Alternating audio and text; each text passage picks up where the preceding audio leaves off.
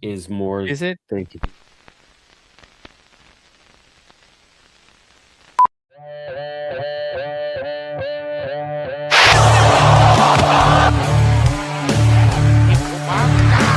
Here we are to talk about professional wrestling. Nobody knows the whole story, so I'll tell you. How about you, Jason? Oh, this is like a murder room. This is great. Lots of black sex magicians out there, right? And look down like, what the fuck? Oh, we're gonna just do it this way and nobody's gonna stop us. I want to show that a real champion has to do things for the community, for your people, for other women, you know? In this business, what you sell is emotions. If you manage to get people invested, you did it. After rehearse videotapes. It's time for another MMM show.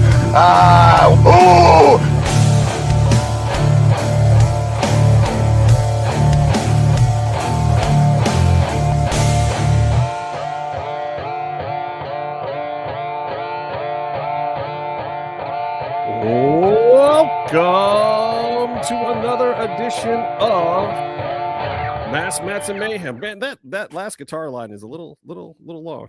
So it goes a little. Yeah. I got the guy that made it right here. You want me to tell him that he's Welcome. No, Byron. No. Well, that's chopped up a bit. So when it's settled, we'll just have him do a clean track. It's a work in progress. I'm loving it though. I'm feeling it.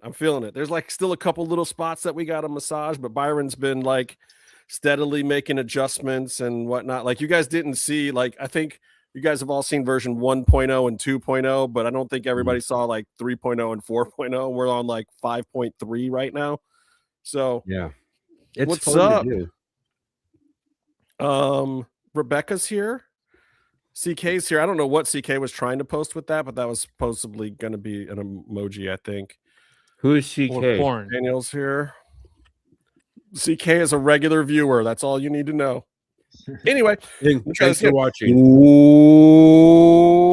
Welcome to another edition of Mass Mats and Mayhem. I'm your host, the Outlaw, Justin Harvey. You can find me on social media at JustinHarvey75. You, in fact, can find the entire show on social media at MMMshow75.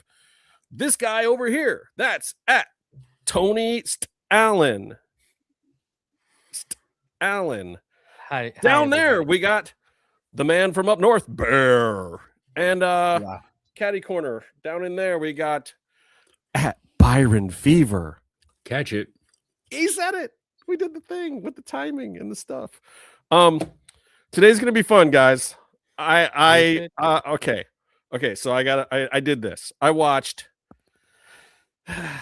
Let's go back to. I watched Dynamite. We all watched Dynamite last week, and then after that, I watched TNA on Thursday, and I watched a little bit of Ring of Honor. I watched SmackDown on Friday, and then there was AAA on Saturday, and I also watched. Then I watched Raw on Monday, and then I watched. CMLL. You had CMLL. You didn't watch it. I didn't watch the CMLL. That's what I was getting to. I even watched NWA this week. Did not get to CMLL. I watched so much wrestling. I feel like I'm still watching wrestling right now. In fact, we just came off a hot Dynamite. I'm going to start right there. Dig, what's up? I have a quick question.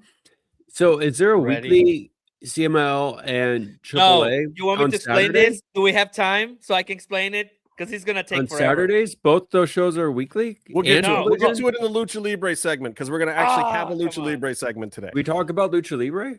Yes, I'm gonna do actual segments today. I got like this is gonna be a good show. I like this. All right, I'm trying some things of this show, but whatever to keep us on track. So tell you guys too something that I have to deal with. So now you guys have to.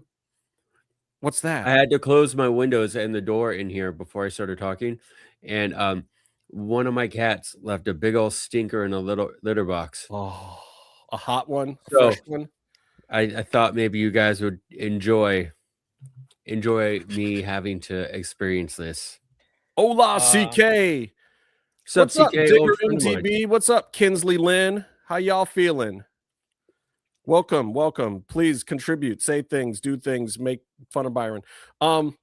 What are we doing so I next? came up with segments, and not to brush aside your cat turd story. Smells But bad. we're gonna try a little bit of a thing here. We're gonna do some order to some things. We're gonna have some Flip things. it. So first, we're gonna start because it's hot off the presses. We're gonna start with a little Dynamite recap. That's right. This is show Dynamite recap. We had to pay attention. We had 2 title changes.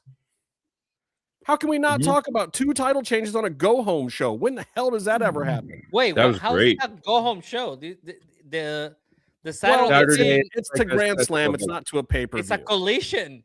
It's like a Clash of the Champions. Type show. It's a grand lision. It's called Battle of the Belts, man. Know the brands. It's grand lision on Saturday, right? Valentine's Day. Get your I do uh, dates want to ready. bring. Yes, wanna because bring- that yeah. is the day to have a big marquee event with a Apuestas match on Valentine's Day. When Well, I you mean, know, wrestling when I forget- fans. I Probably forget that I'm the Mexican time and I frame. haven't spicy candy. I think wrestling fans should be insulted because Tony Khan is basically saying you don't have a date and you're going to watch wrestling and it's going to be my show because you're a sicko without a girlfriend. I think all of you wrestling fans should. What up, Mike? I know he's Wait, so talking to Byron, right? When you say hi, punk, you're talking to Byron. I got street cred. I gotta So, say, yeah. I like the Tekla belt change thing. Mm-hmm. Yeah, I'm about it. and it sucks a little Why? bit because I feel like Chris is hitting her stride, but also Mhm. like let's keep it interesting. This is the most exciting a Dynamite's been in a minute. Like I didn't expect Fletcher to win either. Also, that was a banger. Also, welcome to Dynamite. Tommaso Ciampa have a belt for a day. Jeez. Yeah, I thought he was going to have a role in a triple threat. I thought the 3 of them kind of established a fun little thing, but maybe I don't know down the road. I feel like that is still where we're headed. Okay. I think we're doing a little kind of a ring around the rosy here thing too. Yeah, Tommaso Ciampa lost his belt, CK. But I like that. And I think they got that magic with the world title too. These titles, the show is all about the titles now. And everyone, they say money's in the chase and all that. Everyone's chasing them. Yeah, It's interesting. And you don't know what's going to happen. that's But- the key. Thank you. I finally welcome. don't know what's going to happen. When I turned on AEW Dynamite tonight, I felt like this was every other week and I was going to know exactly where we were going. Fair. And I was wrong. And when wrestling is fun is when I'm wrong. When wrestling is not fun is when they do exactly what I expected or what I heard in the dirt sheets or this, that. I didn't hear anything about any of this. I didn't think there was any inkling that Tekla was going to walk away with that belt, especially in the middle of the show or at the end of the show. And I like that it headlined too. I like that they acknowledged the fact because honestly, I was angry when they did the belt change with Kyle Fletcher and Tommaso Ciampa. I'm like, this is insulting. Why? This match is a banger. This is an actual Dave Meltzer 5-star match. Why is this not headlining tonight? There's no way that this, and with a title change, why the hell wouldn't you headline with this and go home to Australia with Fletcher touting that belt or whatever? You want to know why? Because we're putting it on Tekla instead at the end of the show, and Kyle is going to go and get to continue his story in Australia. And I don't think Tekla is going, or Statlander, right? They're not on the card in Australia. So I don't know what the card is on that show. Hold on. Isn't Tekla Australian? No, all right. no, she's Austrian. Austrian. Austrian. Oh, Close. sorry. It's just But blocked she that speaks out. 6 languages, so it hardly even matters where she's from. Like I- fluently speaks Right. 6 languages. On that same subject that you guys brought up, can I tell you how convenient it would have been if Hitler was Australian Oh wow. instead of Austrian? Meatloaf would love you right now because It would have worked out so much Is better. Is Meef taking over your body right now? What is this happening? Oh, am I the only one who's anti-Hitler in this room? I thought we had a Oh no, agreement. I think we established that earlier. Yeah. Also, I do want to bring up, because it's also topical, the MMM show has been the premier anti-pedo wrestling podcast for a decade. We have Fuck the pedos. like you could go back and check. I have a coupe, but not a toupee. No, I just shaved my head. Not yet. No, I You have need to borrow one? actual hair. Just kind of. Yeah, it was great. I think it was a great show in general. It made me pay attention. You guys know that's a problem for me. So What'd you say? what? But the thing is, what did this championship do for Statlander? And I'm okay if I'm wrong, maybe. Yeah. It was I'm okay. supposed to. What did it do? I feel like this is, Can I tell you what I really think it did for Statlander? I have an idea too. I think, you know what I think it did for Statlander? What? I think it gave her a good NXT run. I'm not kidding. God. I feel like it was an NXT title run to test some things out, for her to learn the ropes a little bit, for her to become able to be a top guy. And I think it worked, because like by the time we saw her, like me and Bear were talking last week, like, yeah, she's looking the part right now. She's looking like a champion. And then this week, absolutely, like some new gear. She came out there. I like it. Like the wardrobe game stepped up for sure. Yeah, I and mean, her like, promos throughout the week were good, and like the package that they put together for the strap match was like, oh yeah, I definitely want to see this match. Like I think also the heat that they put on it, and Tekla deserves a lot of credit too. Like, look, Tekla, you're there, you're a heel. Her job is not to necessarily get over herself. Her job is to get Chris Statlander over, and I think that Chris Statlander gets over more in that loss than she has been in wins over the last 5 or 6 weeks. That's correct. I mean, I actually like the fact that she won, and because it does bring a certain freshness to this. We are less than a month away from Revolution, which I'm expecting that will be like a huge.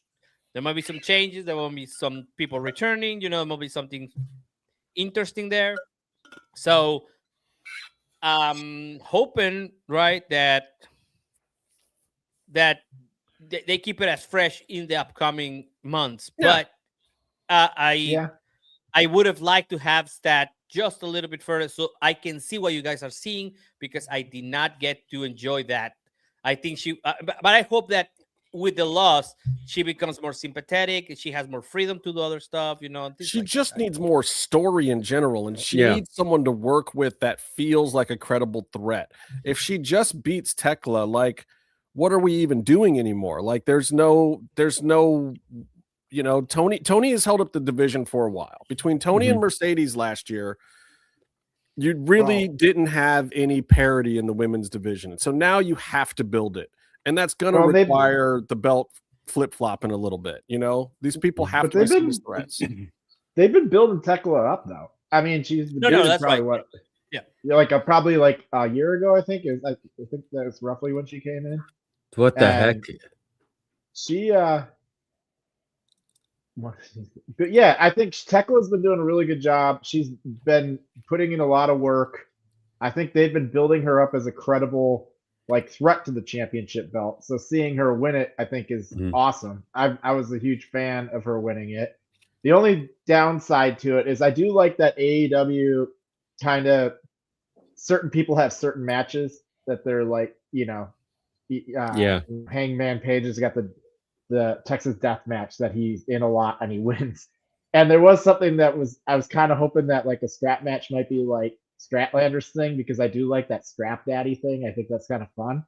And so there is part of me that kind of did want her to win that, just so that she could have her own kind of special match that she'd get to, participate but in. But maybe it still will be. And who says she has to win it all the time? Maybe the joke is that every time she does one, she loses. And like her goal is to finally win one 5 years from now.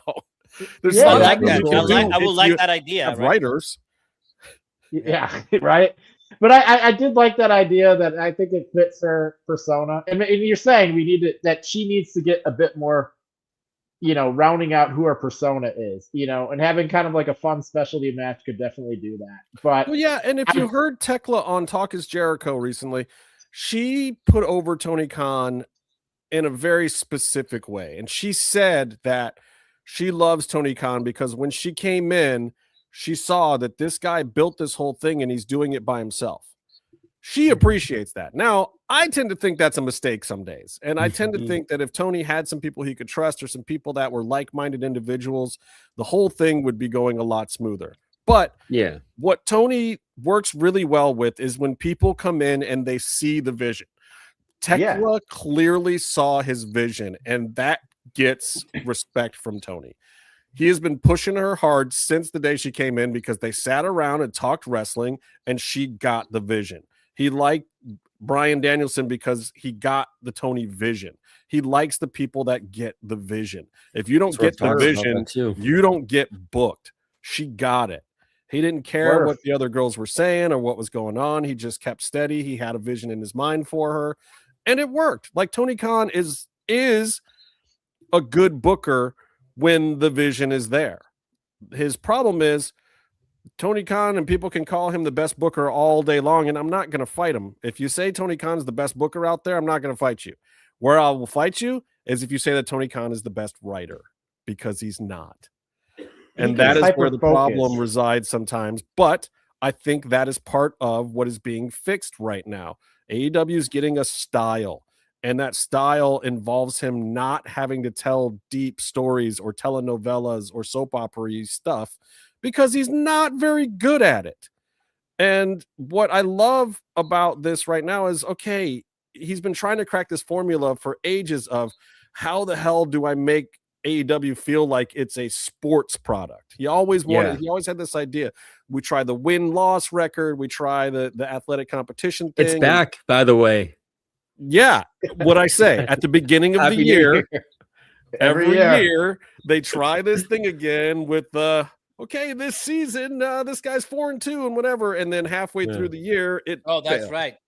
Sometimes it benefits friends of ours, right? Sometimes it benefits certain friends of ours that had comebacks a couple of years ago and didn't catch any losses on that comeback thing, and then everybody in the back was like, "Oh, wait, this person's undefeated, so we can put them in a title." But other times it's like, "Oh, wait, this guy is really good, and his record is now 4-7." Crap, we can't push this person like we want to, so then it becomes stupid. They write something. You said the magic word, CK. That is the magic word here. The password is Go ahead, man.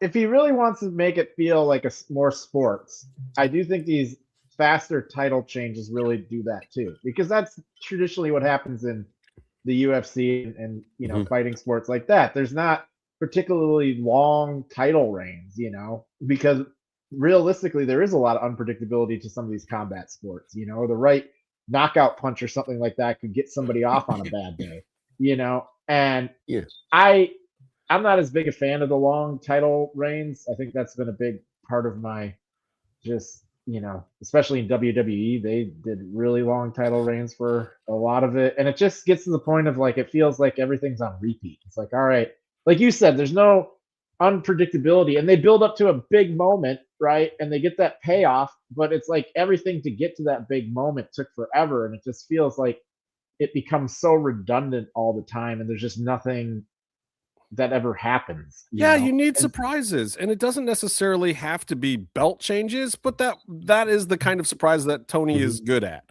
But you need zigs and zags. You need things that you weren't expecting in the story, and WWE is pretty good at it. Even when they're stupid, they get you talking about the guy in the mask or whatever the hell it is.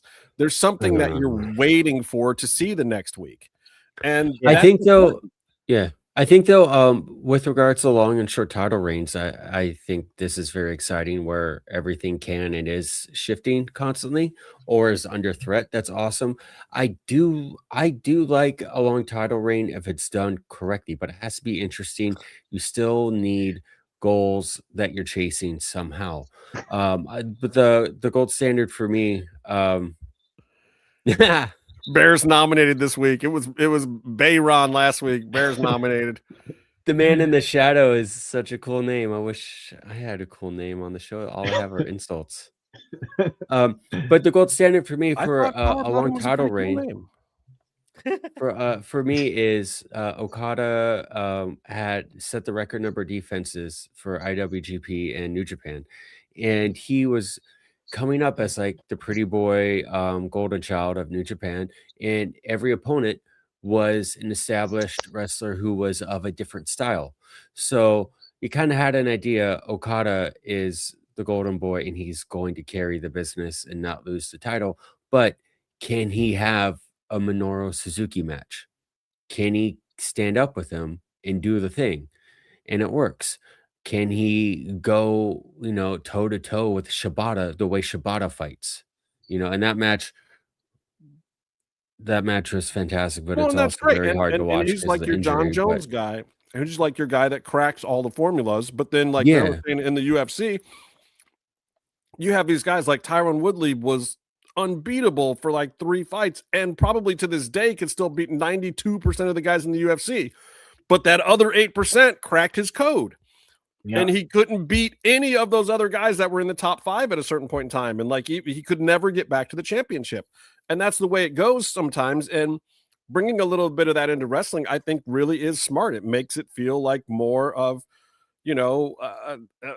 more parody. What does Rebecca have to say? Long title reigns only work with people who fans want to see get their ass kicked, or people who kick some serious ass, right? Otherwise it just gets boring, i.e. Roman. Yeah, but I think it's like well, it's not just that they had the same match. It's that I think what I have a problem with the long title reigns, and you saw it with the Death Riders, and you saw it with Roman, is that it's not like a fighting champion that's like getting wins. There's constant interference from like a group or something that maintain the long title reign. And then it becomes the same bullshit every week. He's almost going to lose. He gets some kind of interference and he escapes with the title. And that's just a bad long title reign formula. It becomes formulaic. Everybody knows what's going to happen, and it just drags and it's boring. Well, and that's why Roman Reigns' run became about everything but the matches. Like the pay-per-view was just a chance to hear the theme song and see the guys do the thing that you knew they were going to do. But like all the fun stuff was the Sammy stuff and the Heyman stuff and the back and forth with Jay or Jimmy and all that. It was all the soap opera stuff. Like if you liked that storyline, you didn't like it because of his crazy long win. You liked it because of the soap opera. But did you need the title for the soap opera? Like that's the thing that buys me nuts about it. Does, but you can do soap opera stuff without a title being the main part of it. In fact, I love it. Ingredient. But I don't disagree. I don't disagree in the fact that you should do soap opera stuff when the title isn't involved. And that is part of, I think, where AEW is getting it, because we have that right now with Swerve and Kenny Omega. Yeah. They found a way to use reaching for the title to create Tony Khan's brand of telenovela, which is still the locker room bravado thing of sports combat or whatever. But it turned into like okay, you can't get the belt right now, and I can't get the belt right now, but I can get you right now. And somehow they stretch. And the thing is, that only works if you don't hot shot it. Tony Khan took 4 or 5 weeks to build that this time, and it was obvious where it was going. But like when they did that whole like Kenny Swerve, like did his Swerve thing and went back to being babyface, and then him and Ospreay are jumping off the rafters all in one 30-minute segment or whatever that dumbness was. That was the worst case of hot shotting ever, where they could have built something huge where these two guys were at odds, two of the best wrestlers in the world, and then they come together to fight a common enemy. Could have been great, but they told the entire story in 15 minutes, and it was like, what are we doing? This is the biggest waste. But again, kudos to Tony Khan, who I don't think is a very good writer. I think he's a great booker, and he found a way to reverse engineer his booking and say, okay, I want to get to Swerve and Kenny and make it feel like top guys fighting without a belt. How do I do that? This is how we do that. You can do stuff with Hangman and Swerve and Kenny Omega and stuff like that, guys who are at the top.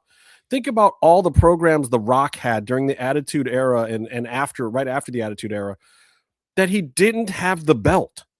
Yeah. And they would go to the pay-per-view with a match. A lot of those guys, Randy Orton didn't always have the belt. Cena didn't always have the belt, but they always had a big match. And that is one of the things that that kills me in AEW, because I feel like now, and even WWE, it's like for it to be a big match, there has to be a secondary belt involved or some kind of belt involved. Wrestling didn't used to need that. It was what you're saying is that, like, we can want to see a dream match, right? We want to see Kenny and Swerve, right? We want to see that. Yeah. Like, everybody wants to see that, but we don't need to hotshot it. Like, if you're telling me there's going to be a cool match and you can tell a story for 4 or 5 weeks to get there, I don't care if the ending's predictable, because we want to see the match, you know? But at least now there's a bit of a story that built that match up that makes that match even better, because they actually are fighting for a reason that's not just like a dream match. And I think that's the problem sometimes I see with AEW is they have a lot of awesome dream matches that kind of come out of nowhere sometimes. And it's like, I love seeing these two people in a match. I want to see that. But, like, you know, you could have, like you're saying, took a little bit more time to tell why that, you know, build some suspense into it. Like, and you kind of have to, because part of the other thing that we like about these guys is not just that they have good matches, but that they have charisma, they have charm, they have mic skills, they have other intangibles that are not just wrestling. And the better they get at those, like, I remember I was at an AEW show and somebody turned to me after a Will Ospreay thing, and they were like, wow, Will's pretty good on the mic. He had been in AEW for like a year at that point in time. And it's like, oh, yeah, actually he is, and he has been for a long time. You just don't know it because this product is so focused on his wrestling. But Will actually is an all-around, you know, well-rounded guy. Now, Kenny Omega hasn't always given the best promos, but he's got a certain charm and charisma when you let him do, especially as a babyface. Doesn't work as good as a heel, but let him do it. And, like, also, I feel like Kenny hasn't gotten enough reps on the microphone since AEW started. Like, he got more reps on the mic in Japan, because they would always have to do those press conferences and those backstage bits or whatever. And he'd close out the show. You have to, when you win the main event, you have to send everyone home. He learned a certain thing that worked, and like AEW never did that for him. But certain guys, and I think, like, having guys like Don Callis, whether you like the guy or not, real or kayfabe, whatever, having guys like him around and having him have a big faction, guys like Kyle Fletcher learned from him, because Kyle didn't talk a whole lot in New Japan. Kyle didn't talk a whole lot anywhere. But guess what? Kyle's got it.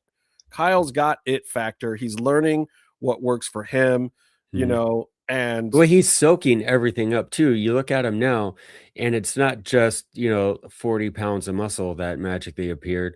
It's also and the fact that he can talk with confidence. He talks in a certain way. He found the voice. He wrestles a match that's his match. When he showed up, he was awesome, and he was Will Ospreay, you know, Jr. Correct. But he doesn't do a Will Ospreay match anymore.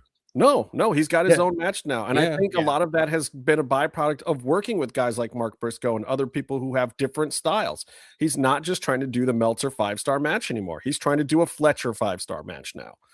And he brings it to whoever that opponent is. So speaking of which, there's one more match from AEW I got to talk about before we move on to the rest of our subjects tonight.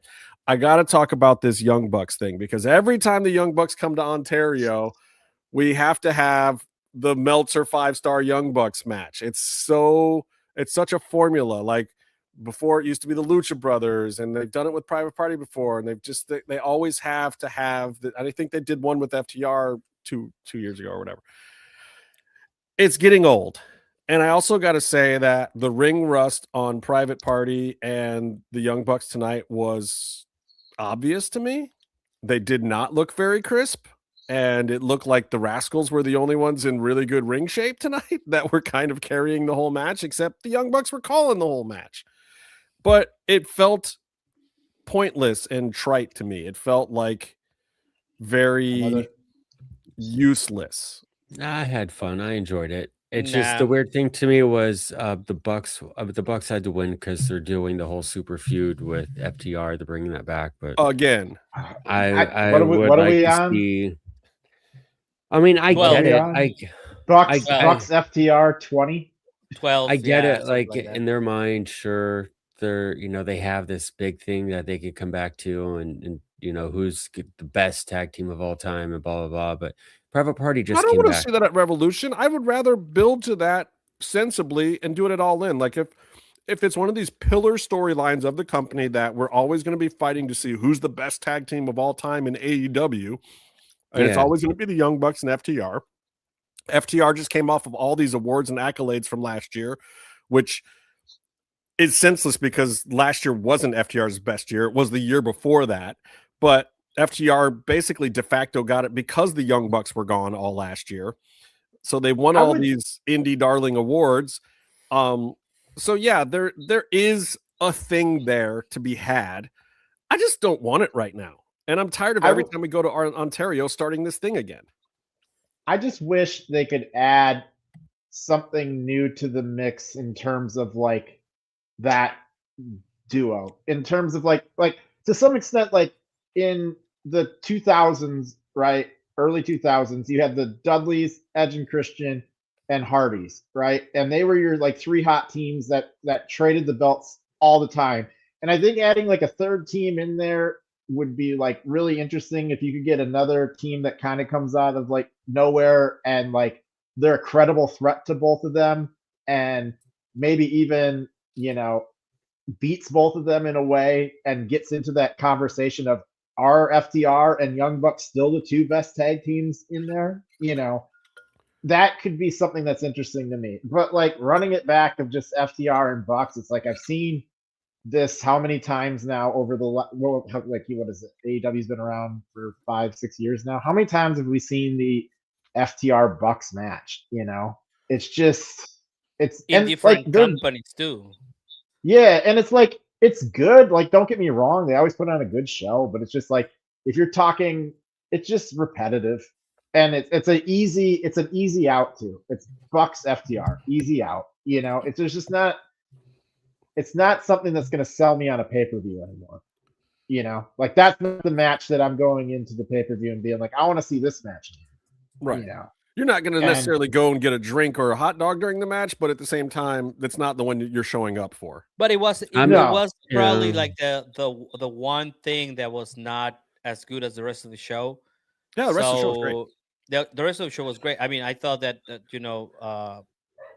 Kenny and Swerve grabbed the attention immediately, and the women's match, closing women's match, was amazing, and I really like. So it was that one that I think if you're being too critical, they'll be like, "Oh, that was a low point on the show," but it was just because it's been done so many times and it's repetitive. Yeah. But yeah, I would have liked to see Private Party because I know that's what I was thinking. And did they ever get a shot after they lost their belts to like reclaim it? Did they ever get a rematch? No, you know, because that to me, that to me makes a lot of sense. Have Private Party come back and win the match and to say we never got our opportunity to get these belts back. We've been off TV. We've been out of the company for like a year now. Nobody's even heard from us. You know, we basically got screwed after we lost our titles to some extent. And that to me would have been interesting. Again, that involves storytelling and not booking. I had to explain how that type of match works because, like, you know, just like your app. So I had somebody here barely watching wrestling, and then they go like, "Okay, but why is there everyone in the corner when they come in?" So I had to explain how. So that was also a thing that is not like, you know, your usual. They take it for granted and they don't explain these things that everyone just understands. Not even on commentary, you know, because that would have been an easy fix. So that's been a problem that AEW's had, but they don't want to talk down to the sickos, which it's like you're not talking down to the sickos. They're sickos. They're gonna watch anyway. They know. Instead of not talking down to them, why don't you bring new people into the fold? Explain to them what the sickos are seeing. You know, we need the greenhorn perspective. Like, give it to me for the new guy. Which just give me a graphic. Other shows, by the way, are doing very well at. So, all right, I'm going to move on from AEW, but that doesn't mean it's our last chance to talk about it because there's a new segment coming up in a little bit where if we want to talk about it, we can. But I'm going to go to our new segment, and I don't know how to do banners with our new layout, Byron, so I'm not even going to do banners. But this is the Hommeface Big Question of the week. That's right. Sponsored segment, Byron. How you like that? I like it a lot. The Hommeface Big Question. And heck yeah, I know the answer to this question. And maybe we all do, but I'm going to ask it anyway. And if you see the title of the show, I've already answered the question in the title of the show tonight. Okay, you know what? You're right. I will. Just for you, I'm gonna do this, CK. It takes me a half a second to find it. CK's producing the show now. It It's should. the We'll talk about this later. Hommeface Big Question of the week. And the question is WWE giving you enough for the price that you have to pay? Can I? Here to answer the question. Yes. Can Meef answer the question? Big screen him. Is WWE giving you enough? Put him on the bang for your spot. buck? Giving me enough. Never giving me enough. So for all the paywalls Oh, and he's the not ticket even had prices, coffee. and you don't feel like you're getting enough? Well, it's cheap here in the UK. Screw you. Oh wait, It's oh not- wait, oh let's talk about that. That's a good point. It's You just guys on are Netflix. screwed. You guys are screwed for real.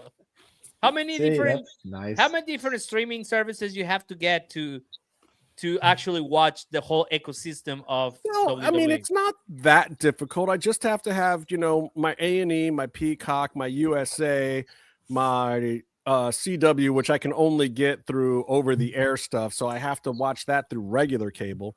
My Netflix, my ESPN. Short list then. What else do I need? You need like YouTube. You need YouTube for Wrestle- YouTube, because you got to watch AAA and Wrestler the Universe. podcast shows. Yeah. Need Tubi. the premium. You got to watch Tubi because you need, your Evolve and all that stuff. So it's only like a couple. It's only like Well, a little So handful YouTube's of free, stations. kind of, isn't it? Let's be honest. So YouTube's free, and And you know Netflix what? is £15. Out of all of those, AAA is the best show, and it's on the It's on the cheapest platform. It's, I mean, The show really is good. if you want, yeah, it is really good. If you want to get like the whole experience without commercials, then you might want to get YouTube Premium. But otherwise, you almost get it for free. Just your internet connection and a laptop. Yeah, and Yeah. you might be lucky enough that someone's giving you their password for Netflix. Well, I They don't mean, let you do that anymore. of course there's workarounds. Oh no, but they pay for it and then let you on the account, don't they? So But they don't let you just password. no, but share you know what I anymore. mean. Like, it's that thing Yeah, of like, yeah. Well, Netflix Someone's is paying vicious for you. about the password sharing now, but So so we look, gotta complain out of the subject, but I mean, here in Mexico, I need to pay VPN for AEW because I don't want to pay Fox also. That is true. You have to pay in Mexico to get AEW. So well, AEW is about a week behind. I don't even know how you watch it in the UK. wait, It's not live. AEW is 1 week behind in the UK. Oh yeah, it's not live. I think it's a week behind. What? that's brutal. Yeah. How you Hashtag catch spoilers. up to get? How do you get caught up for like pay-per-views? That's crazy. You don't. Hashtag get this live. Get the UK live, Tony Khan. No, Yeah. it's fine.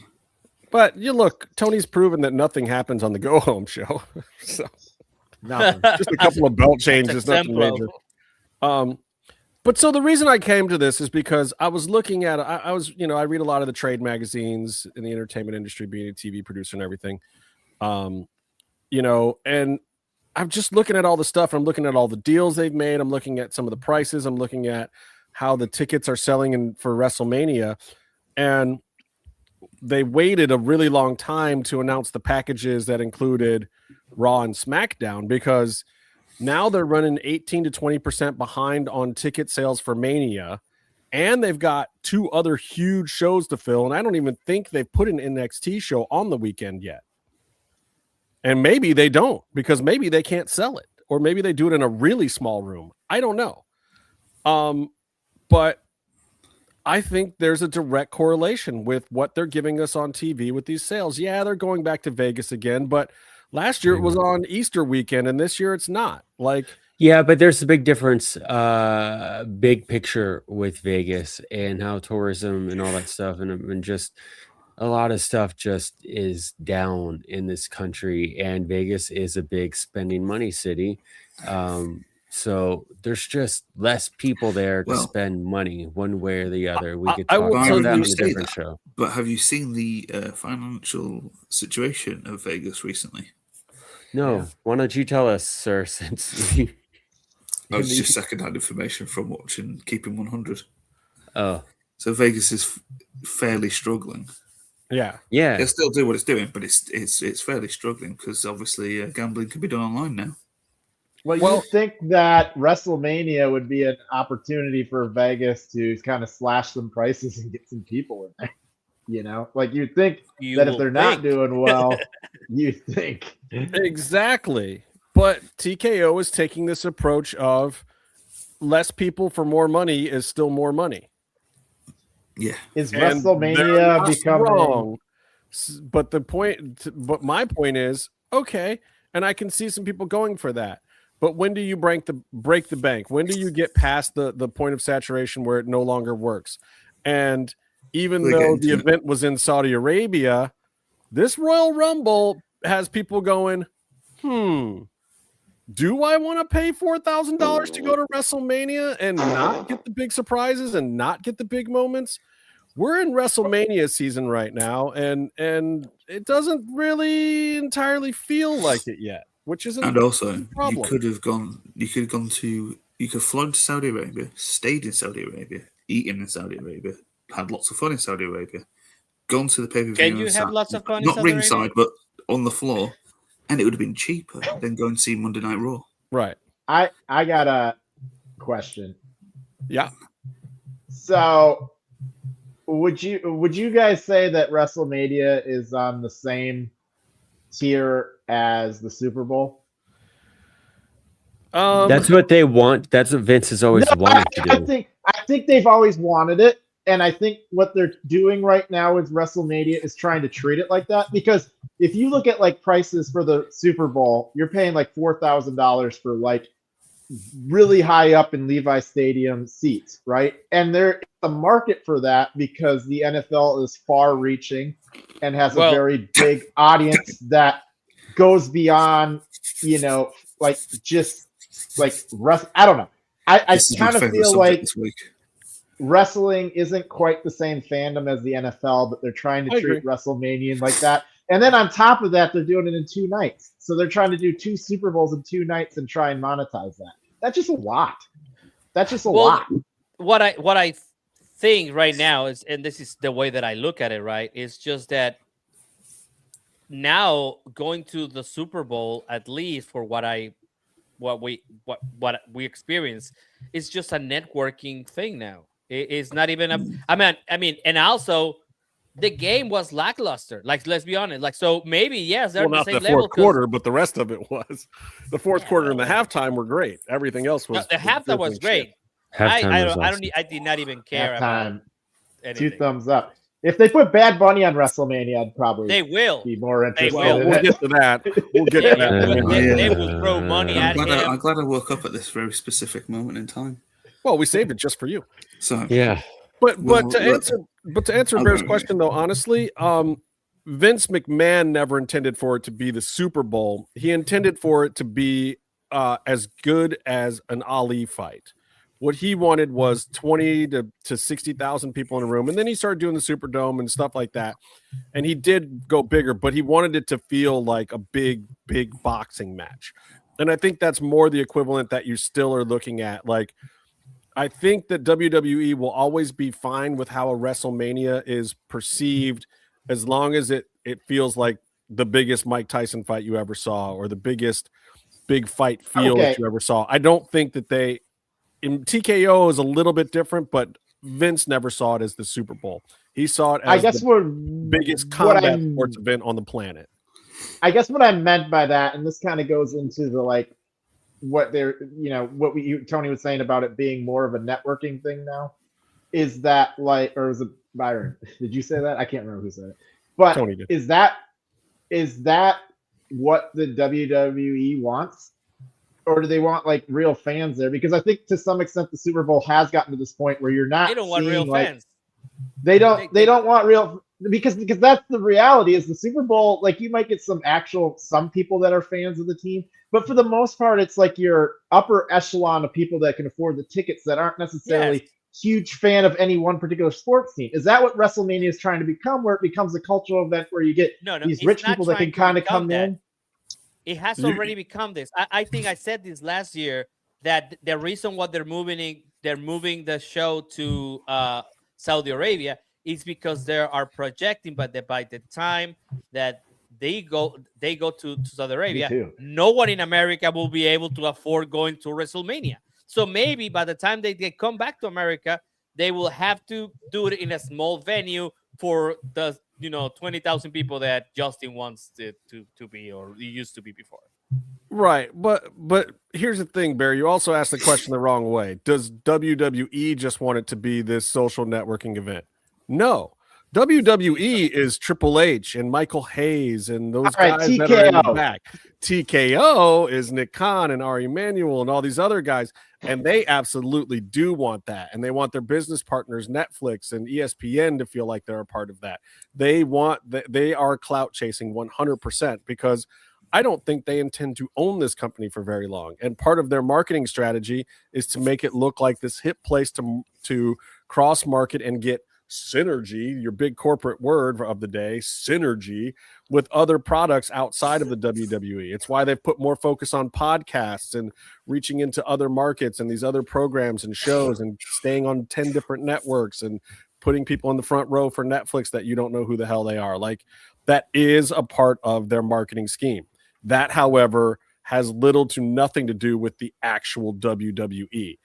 WWE is owned by TKO. They are not the same company.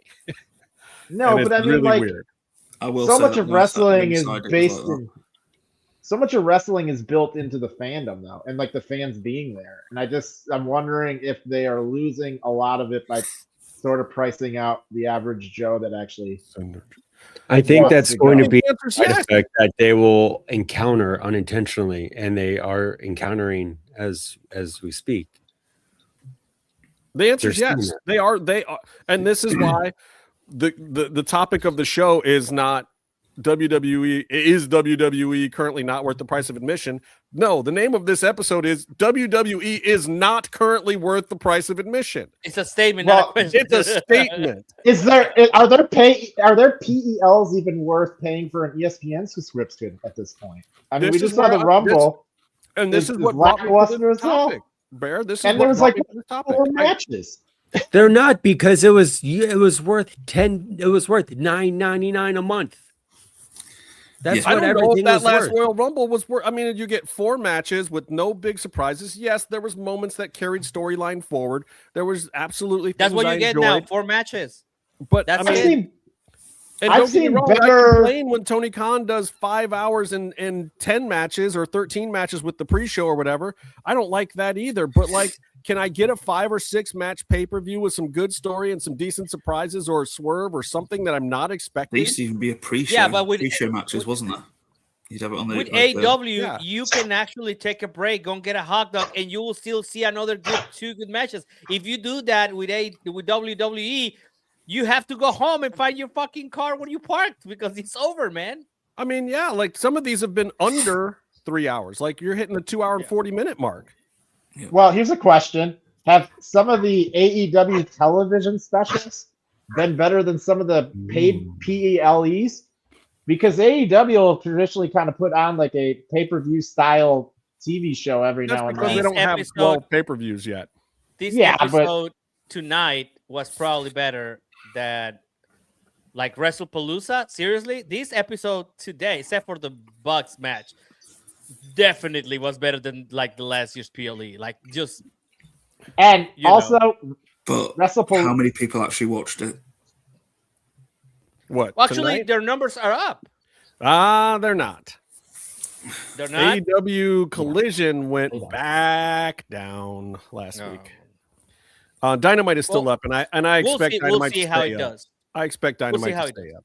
It might take a dip with the John Bucks thing, but that's what I was trying to say earlier. Look, and the quarter hours is another very important thing, because if you look at the quarter hours, since CM Punk, your top-rated AEW champion or person that's still there is 140% MJF, Maxwell Jacob Friedman. There's no denying it. If you look at his quarter-hour numbers, he spikes numbers better than anybody there. If you look at Samoa Joe's numbers, and I love Samoa Joe, His numbers as champion, not very good. Hangman Page's worse than Joe's.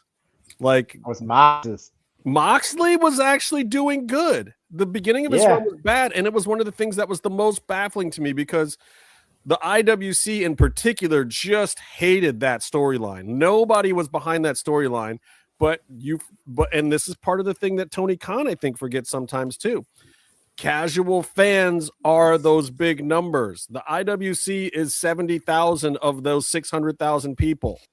Okay. I was going to say people watch it because they're ex-WWE. Those people are watching Dean Ambrose. Yeah. Well, they're watching Dean Ambrose. But this is why that's been established before AEW was even correct. Yet. And if you look at Samoa Joe, he was absolutely a WWE product, but he wasn't that big a name there. He was a mid-card guy and an announcer. Well, was he a WWE product or was he a TNA product? He was a TNA product, but I mean, people know him from WWE, but sure, but he wasn't the same way they know Rusev. No, but you look at how much money did he make, not in his own wallet, but how much money did he make as a wrestler for a company in WWE? He sold more tickets and merch and moved the needle more in TNA and Ring of Honor. In WWE, he wasn't that much of an impact player in their business. He wasn't. And thusly, as an AEW champion, he didn't drive numbers with casual fans. He did fine. Like his numbers weren't sinking during his segments, but they weren't jumping up like MJF's, and very few people's were. Kenny Omega gets a bump. Will Ospreay gets a little bit of a bump numbers wise. Swerve actually gets a little bit of a bump. Hangman's numbers were worse than Swerve's. Like you just look at the quarter hours and the writing is there. But guess what? Hangman didn't do a tour in WWE like Swerve did. You got to know that those extra numbers, those extra couple 100,000 on the end of that number are not the hardcore wrestling fans. And thusly, if you're talking about ratings and you're talking about numbers, their opinion doesn't matter. They're either watching or not watching, and it's not based on what's on the program. It's just not. It's those 100,000 casuals. It's those CM Punk fans that he's got 100,000 solid people that will watch just for him no matter what. Wherever he goes, there's 100,000 extra eyeballs. He's proven it time and time again.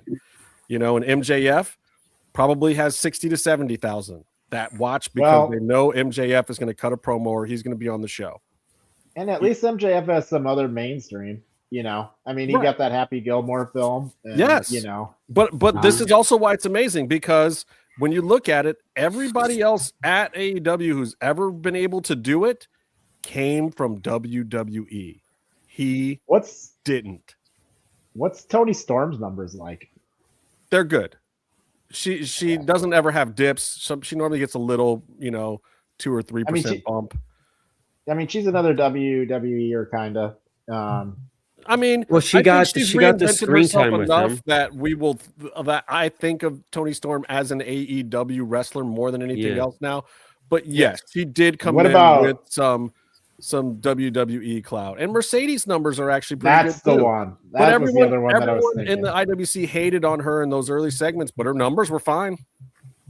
Yeah, well, she was such a great signing.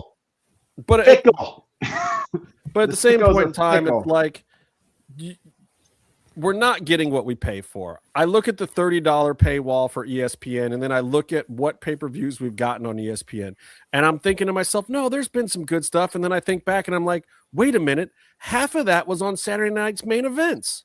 Oh, which by the way is the other network you got to have. You got to have NBC or Peacock to get those. Oh. I thought NBC or Peacock was also the USA for SmackDown. Isn't there? Well, I mean, it's all in Peacock, but it's licensed. Main event or Saturday night's main event is NBC. NBC. Oh God. Okay, I get it. So it's Peacock. You need Peacock, but you can watch USA. Peacock gives you the NBC programming, so got it. You can get it there, but it is sold to NBC.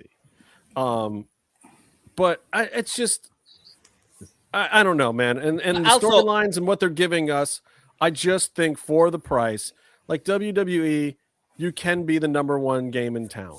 You have the talent, you have the writers, you have the glitz and the glamour and the gloss. But I think they've got to straighten some things out. And I think that right now you're already hearing these stories from backstage coming out where people feel like Triple H is turning into Vince. He's shuffled the deck on the entire WrestleMania card now, part of it for other reasons, but there's a lot of complaints coming from backstage.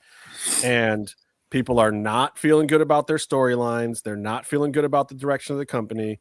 They're not seeing the light at the end of the tunnel. And then now he's also letting talent do crazy things like Cody and Drew rewriting their whole storyline and them deciding that Cody was going to drop the belt and Triple H going, yeah, that idea works for me. But then not even doing it at a big pay-per-view event. And we're just going into WrestleMania season with this lackluster thing. It's like, okay, I don't mind that, but at the same time, like, I hope you know that I'm not paying for that.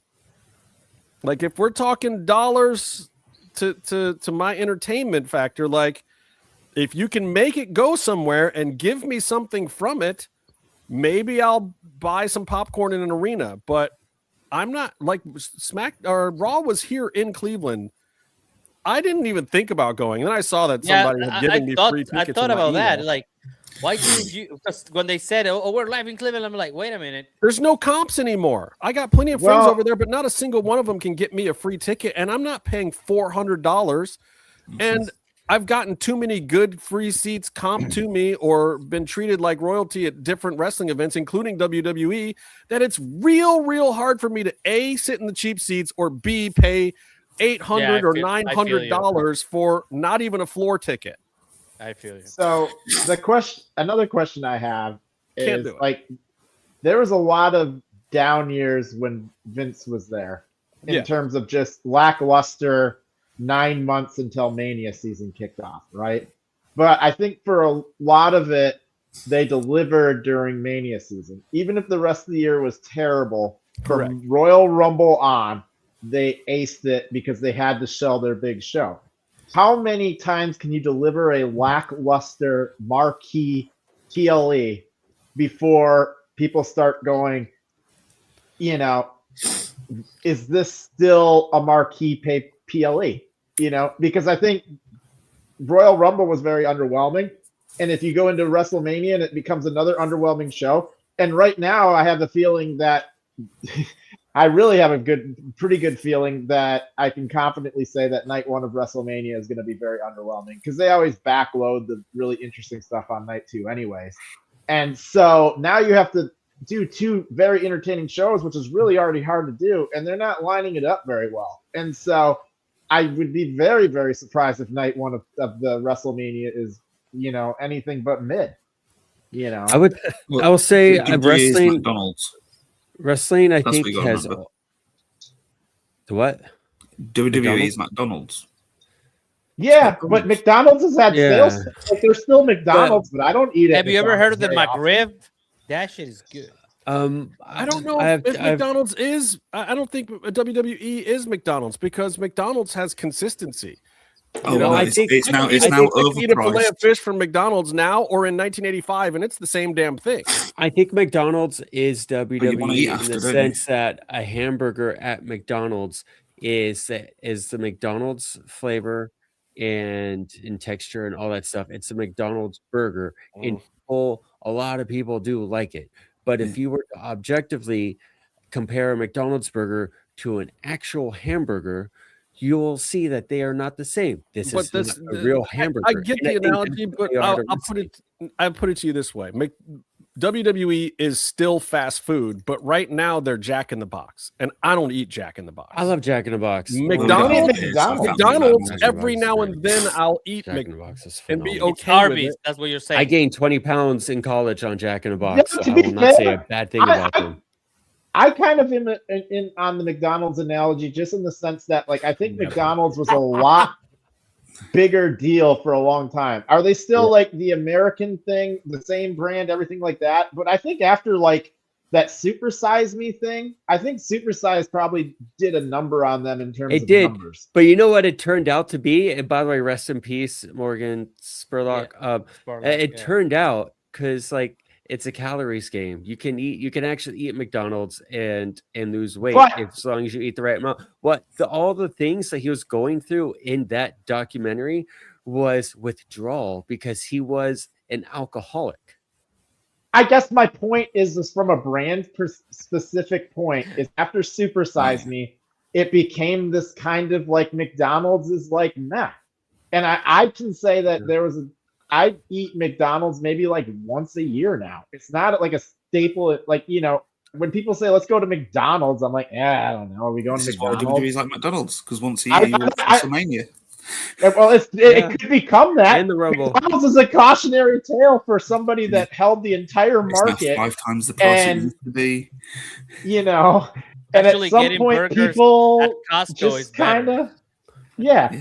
I mean, you can see how your brand can take a turn if you underdeliver a few too many times. You know, now I do want to. really bland. They're not exciting. They're just this kind of. They look like an IKEA.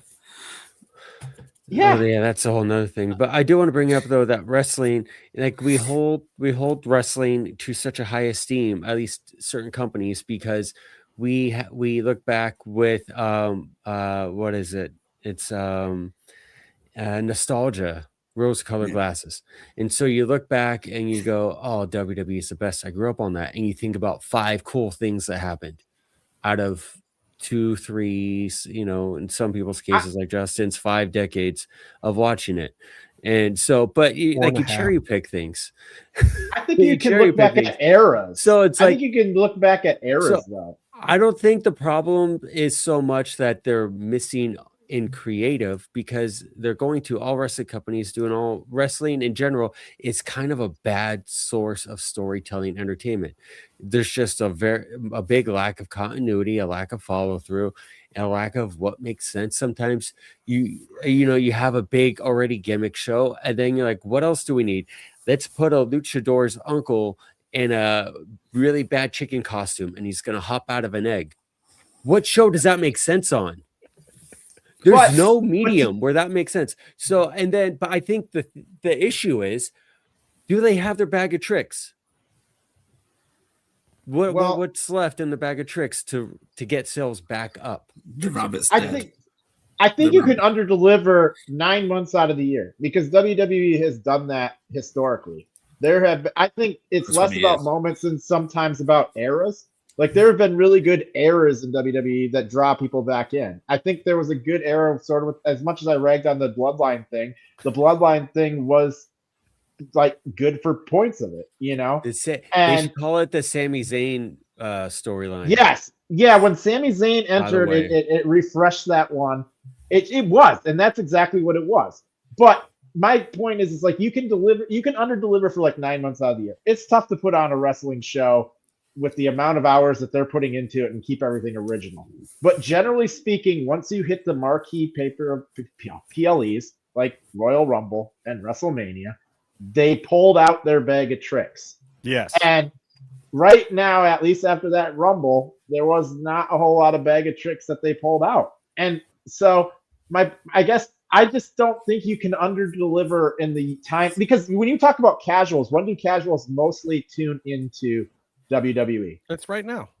Right now. Yeah. They're the Royal Rumble, they're going over to their friend's house, they haven't watched it in years, and maybe they see something, they're like, wow, that's great, or WrestleMania.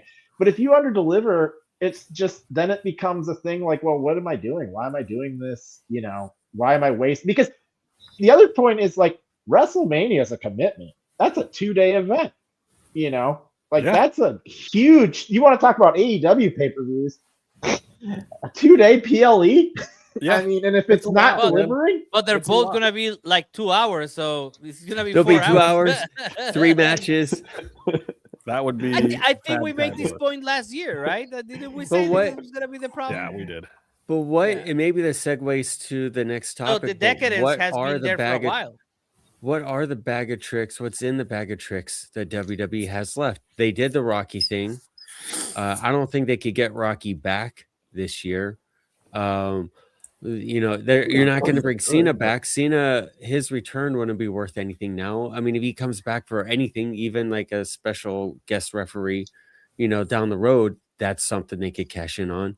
Stone Cold, I don't know if it's in the cards for him to do anything at WrestleMania. Like Taker isn't Taker anymore. I don't think he's a draw as a wrestler. He's a podcast host. So, who, right, you know, but TKO has said that they want to invest in this new wave of talent. It's not about those surprises anymore. It's not about the Vince nostalgia anymore, and that's fine. But then you've got to write storylines for these kids that make sense. And which young? I mean, but who's at the top of the card? Are you going to? It was going to be Bron Breakker. Power. It's going to be Bron Breakker. He's a. Who's at the top of the card right now under the age of 40? Bron Breakker was going to win the Royal Rumble. Something changed, and this is part of why everyone's complaining about Triple H now. There's something going on over there. I don't know if this injury was legit and it was in the works and already coming, and that's why he shuffled the deck. But everyone says, and I made a couple really of phone calls, to be honest. I made a couple of phone calls, and I was like, nope, not Bron. Not happening. But it was Bron originally. Yeah, so I canceled that. Yeah. You canceled it. I was going to say, because you did. It was the early birthday present for me. No one from WWE has disputed that it was Bron at all.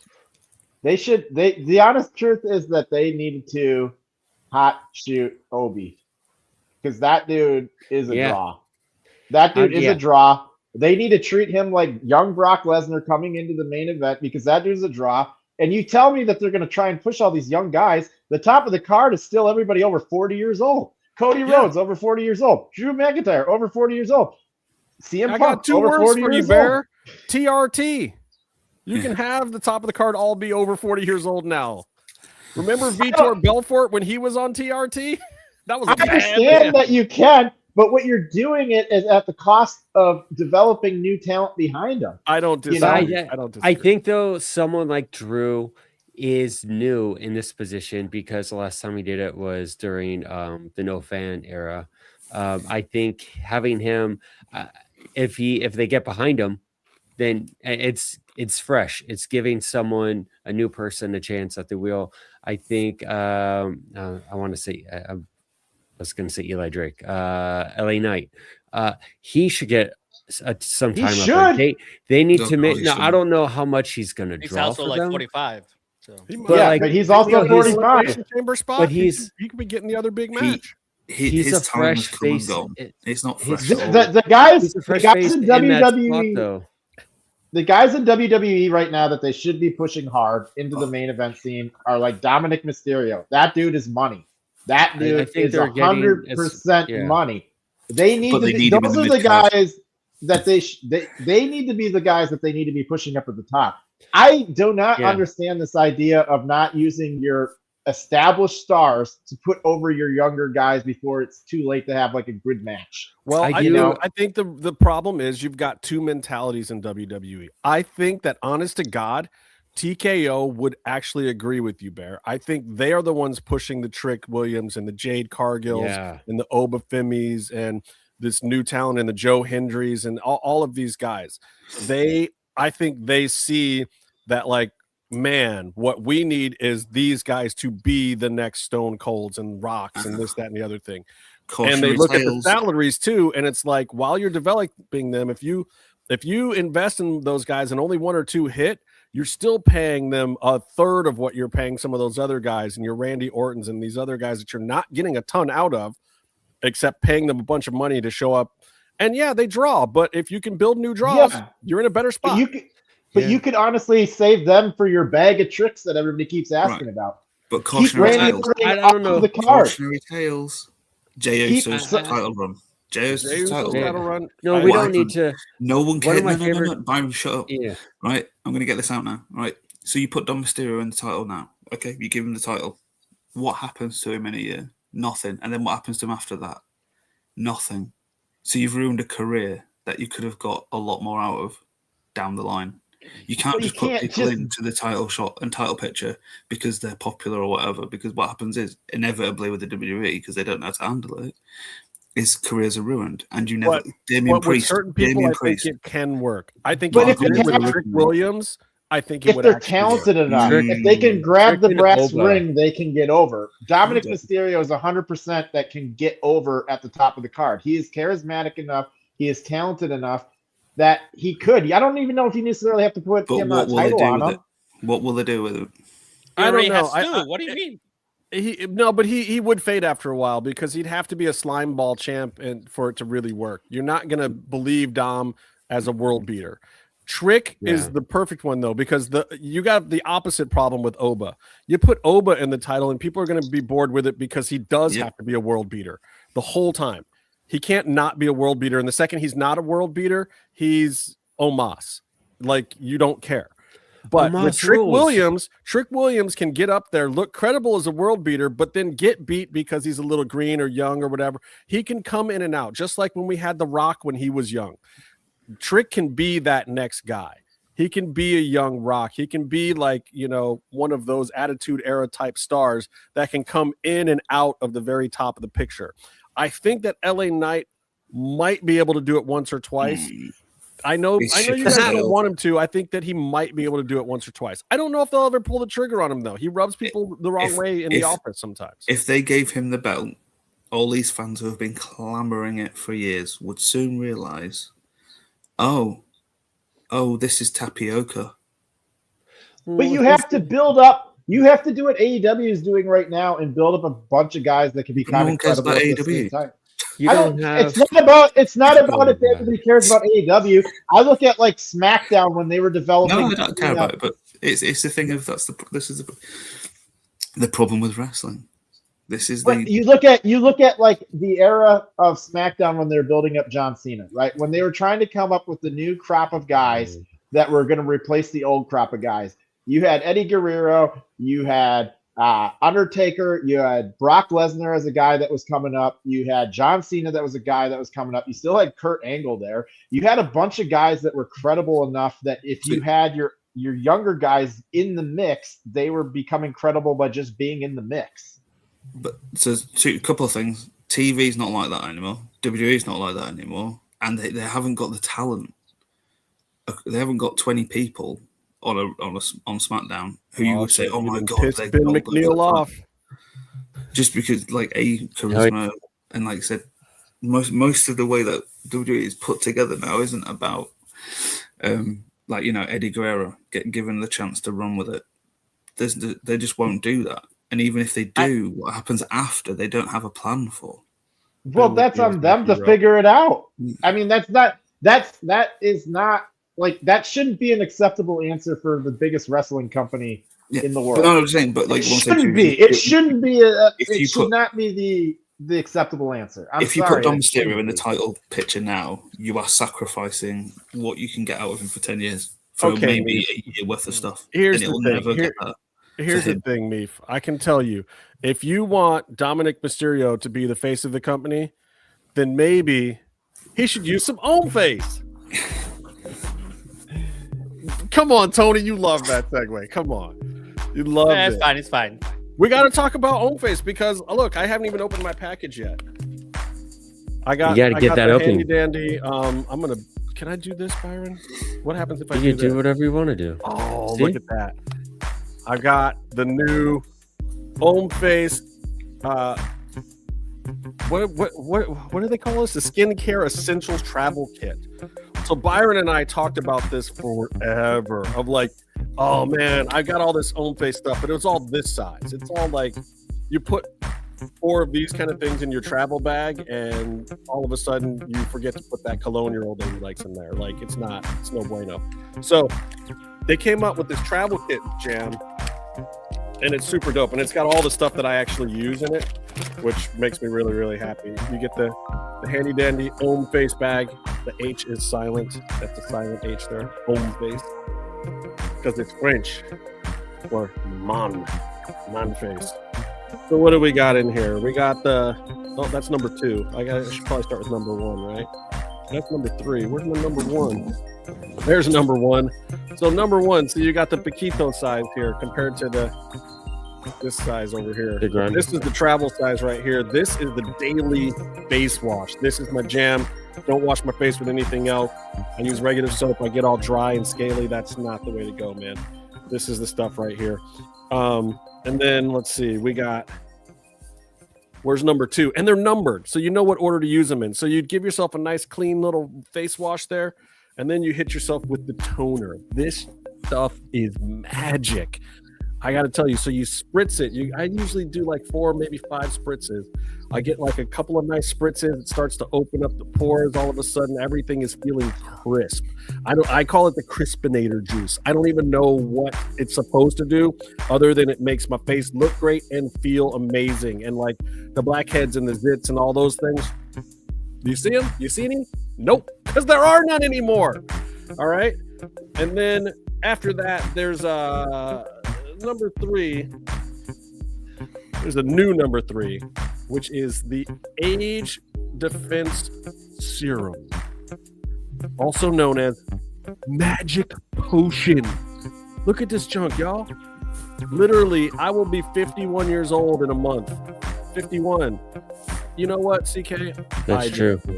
Love them. We're going to talk about them some more. 51. I'm not afraid to tell you my age anymore. You want to know why? Because no one can guess it. No one thinks that I'm 51 freaking years old. They think I'm Bear's age. How old are you, Bear? 37. Okay, yeah. They think I'm Bear's age. You son of a... People think I'm 28. 37? So. And then you can't have a happy ending. You can't finish off without cream. You got a cream to finish. And that's what you do with your number 4 right there. You hit it up with the moisturizer. It is cocoa butter of the gods. Can we call it that? Smell it. It's amazing. And it just smooths everything out. It gives you that, it gives you the glow. It's like you're Bruce Leroy in The Last Dragon. You have got the power of the glow. Does it smell? Does it have? Yeah, it's got a nice little... They all have nice smells. Like a little pine, like, soft scent. Bit of mint in there, maybe. Herbal spray, face wash. Oh, witch hazel, that's what it is. I love witch hazel. And I think we got a free gift with this one too. I got also... You got sunscreen. I got the sunscreen, which is delicious. Byron uses the hell out of the sunscreen because, he's going to just burn in the sunlight. I have to use it every day. If you don't use your sunscreen, then there's no sense doing skincare. You're undoing everything. And by the way, this company is I know the name is Hommeface, but it is a Korean company. These are all K-beauty secrets. Korean sunscreen is the best sunscreen you can wear. That is a fact of life. So you want this stuff. Yes. So the thing you need to know, if you go to hommeface.com right now, that's HOMMEFACE.com. The H is silent. If you go to hommeface.com right now and use our code MMM20, you will get 20% off. But you got to use our code. You got to let us get those numbers so we keep our wonderful sponsor, Hommeface, so you can keep getting the big question, the Hommeface Big Question every week. If you help us out and get some goodness for your face. And these are genuinely products that we used before we ever had the sponsorship. This is a company that we truly believe in because this stuff works. It's the jam. Visit hommeface.com, use our code MMM20. And also right now, because we're feeling super generous, not only will you get 20% off, you're going to get free shipping. Just remember, Hommeface offers the best in class skin, hair, body care solutions for men. Hombres, for us guys, powered by K-Beauty Technology. HF products are all 100% vegan, Leaping Bunny certified, cruelty-free, and crafted with clean, skin-friendly ingredients. And for a limited time only, use that MMM20 code, get that 20% off, and your free shipping. Now I got to turn off the music. It was fun while it lasted. Oh. Everyone likes to see that, but that's the trick. We keep you hanging around for the fun music. I can't wait until the next Hommeface. Machismo. I like to say machismo. Byron, have you opened a package from Mandeep yet? Oh, jeez. I don't know. I don't know what you're talking about. Okay, so I would. Yes, you got to use the cream though if you want that. And Rebecca knows I don't look a day over. I look a day over 30, but only like one day over 30. Anyway, it's time for another new segment. I'm gonna call this segment Four Corners. This is the Four Corners segment. There's 5 of us. Doing the four corner segment is we're I have going a to talk question. about. I'm the referee. How does this make sense? There's 5 of us. What are even the rules? It's not a match, You know, Byron. It's four it- corners because we're going to talk about the different corners of wrestling. It's going to give you a chance to talk about Japan, asshole. Not anymore. I have anything to say. Yeah, Byron. So we are going to 4. You're dropped. 3 corners. It's the 3. No, so this is the four corner segment where we talk about the stuff that's going on in some different promotions. We have some little bitty tidbits. I'm going to stay in the WWE world for just a moment because Old bastard. I got to talk about this CM Punk thing that we ran into on Monday. I found it very odd. We finally get a WrestleMania match. We got one freaking thing out of the Royal Rumble, which was we got this Roman Reigns CM Punk thing. And I was like, at first I was like, but then I was like, okay, you know what? No, that's actually good. I'm happy they didn't go back to Cody with Roman or Brock or some other crap. Like, this is good. And it's weird because it's 2 tweener type characters. There's no established heel. Roman feels like maybe he's hitting the heel thing a little more. And obviously in Chicago, that'll probably be the case. But I think there's also cities where CM Punk would be clearly seen as the heel and Roman would be seen as the face. I think it's an interesting dynamic. I think they can have fun playing with it. I thought the promos that they did where they buried the shit out of Drew and SmackDown were good and interesting. We talked about it last week. If you want to hear our thoughts, And he has not recovered from that, by the way. No, he had an interesting promo. We can talk about it a little bit too. But more importantly, they do this thing. They've had this storyline with Finn Balor where he got spurned for the Royal Rumble and he's been going back and forth with Pierce. And then there's this weird masked attacker thing going on and other crap that, has been adjacent to, different, all sorts of weird stuff going on. But then all of a sudden you get Finn Balor where he's talked his way into a match with the fighting champion CM Punk. And I get now part of the Roman Reigns promo that they cut the week before was to set CM Punk for this moment where he can basically be like, no, but I'm a defending champion. That's part of why they did that. Whereas Roman is this part-time guy and, he's just the big star that shows up whenever he wants to. CM's the fighting champion. But also, I don't get the marketing here. We finally get one thing on the card. You're telling, on the corporate side, you're saying we need to sell more tickets. Triple H has finally got a match announced, and now we're saying that the match is in jeopardy for a couple of weeks to get us to Elimination Chamber? How does this make any freaking sense? Are we saying it's in jeopardy? Or we're saying it's not, and there's no reason for the match. Well, yeah. Well, there's a pay-per-view, so you have to have a match, but so is this an exhibition match? Is that the way we all feel? Yes. I think it's a predetermined match that everyone wants the predetermined. I mean, they're all predetermined, but no, I know, but I think this one might be a little more predetermined than the other ones. Wrestling is not real.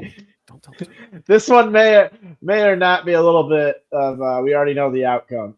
Well, there's these matches when you have Canelo and he's fighting some dude from England. Sorry, Myth. And you know how that's gonna end, right? On a PLE though. Yeah, 50 million people watching and all that shit. Yeah, of course. What do you mean? Like he had a string of 4 matches where he just beat up some dude from England. And I'm sorry. I'm not. It's not personal. Just statistically, it is. No, it's not. Shut up. He's literally because I love Canelo. Yeah, I know. I'm just being real, right? So this is the same thing. Right? If AEW can have their Andy Reese moments and have a champion be beat up out of the blue, then you can have this, he's gonna go down second round. You know what I mean? It's just that's and you will get your moment because you will see a pretty cool match. That's it.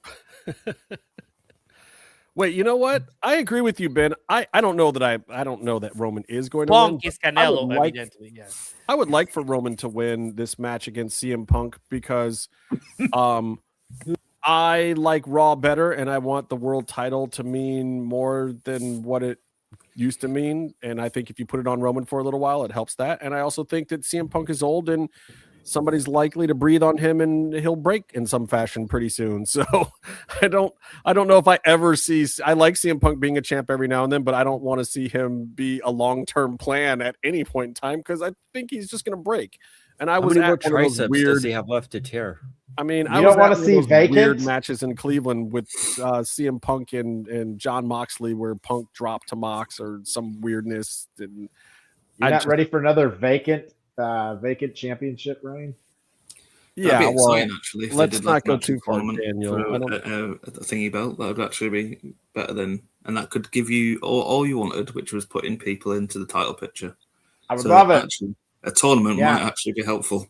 You guys all loved the Demon. I had a great idea for the Demon a while back where what I wanted to see was I wanted to see Finn use the Demon and the Demon would keep getting the wins, but the Demon was actually draining him in a way and go with a little Lucha Underground-esque semi-supernatural thing, and have one of the other Irish people tell him like, Finn, you got to stop messing with that. Can you do it in an Irish accent, though? Can you do whatever? Oh, you know who should have? They should have brought back what's his name?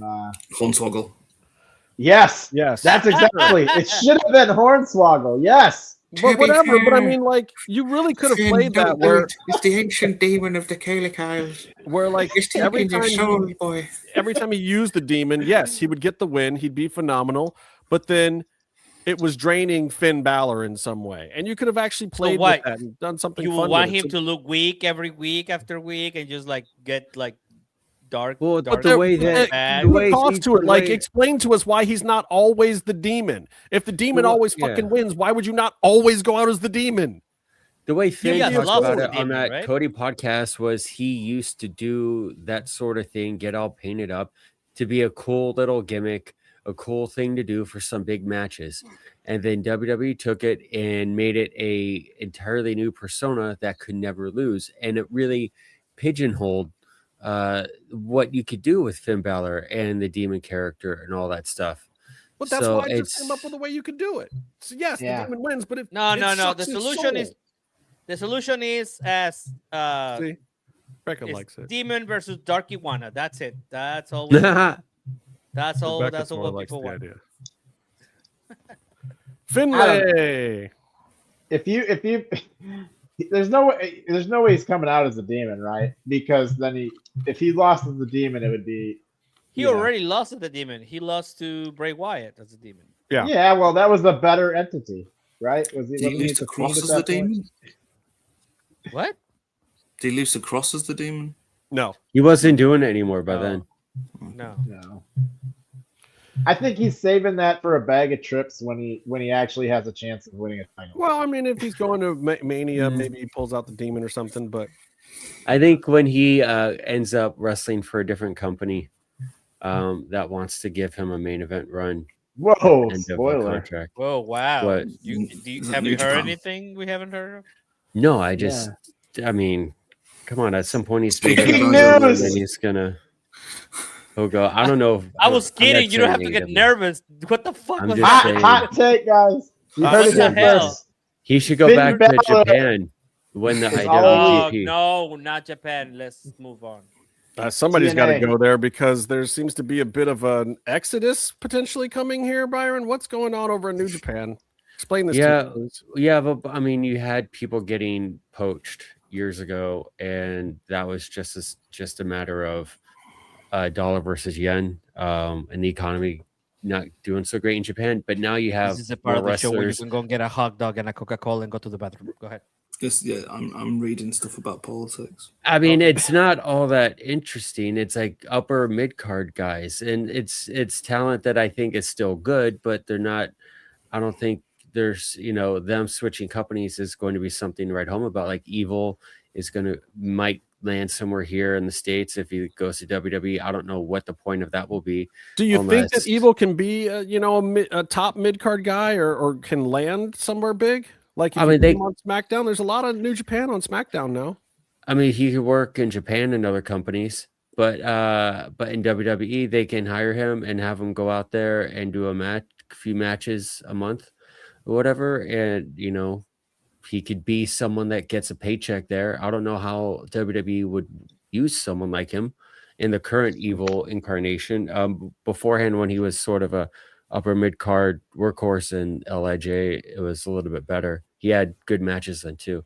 But you have a guy like David Finlay who's really been doing great things in Japan, but he's been earning capital in Japan, and I don't know how that translates here in an American company. He also curses a lot. He has an edge to him. That isn't a WWE style. Are they going to change his name to Michael McGillicuddy or some dumb thing like that? Yes, is the answer. Yes, they are. So it's just, they're going to be moving, and I'm glad that they get a good paycheck. And, I'm happy for every wrestler to make $1, and especially happy if they can make $1 without landing on their neck. That's half. But, you only want them to make $1, you evil bastard. Well, and a handshake. And, but yeah, it's just they're leaving. So and I think AEW is grabbing Gabe Kidd and Connor. But didn't Andrade just beat Gabe Kidd? Aren't they both basically AEW guys now? Like they're both, but they're both sort of. I don't know what the War Dogs thing is yet. There's rumors that they're going to sign, but they've been doing cameos. Andrade is free agenting. I think he's trying to get as many big wins around the world as possible. I think that's smart for him and everyone that's booking him. I think it's exciting that he's going after the global belt. I think that's a good follow through of what the purposes of the global and the IWGP belts are for.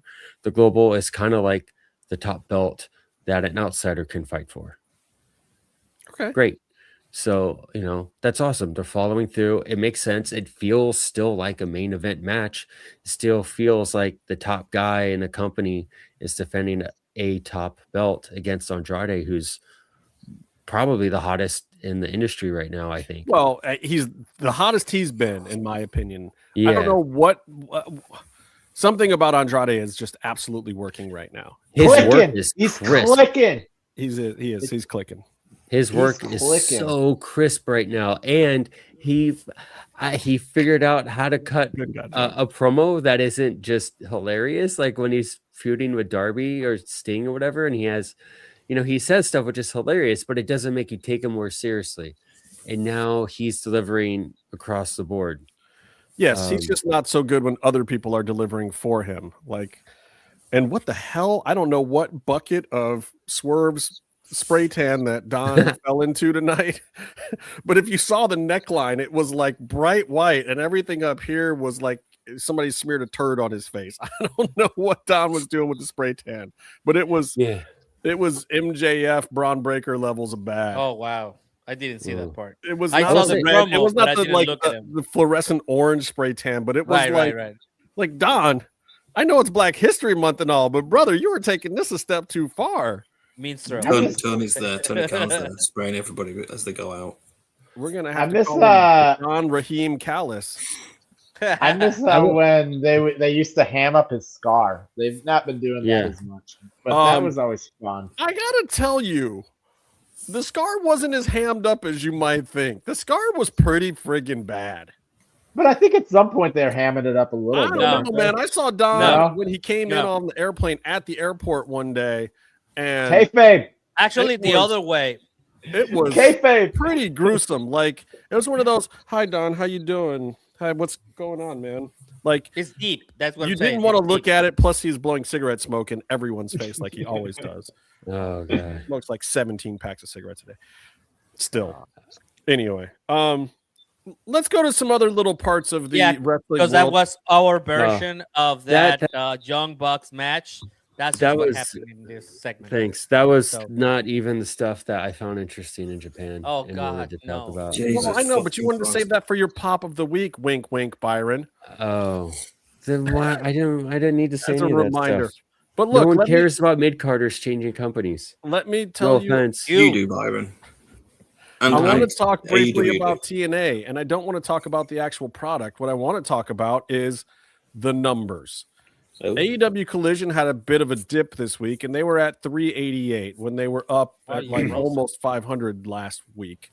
But the amazing thing is that in a few short weeks, TNA has gotten up to 242. That's big. 242,000 viewers for TNA on AMC is a big deal.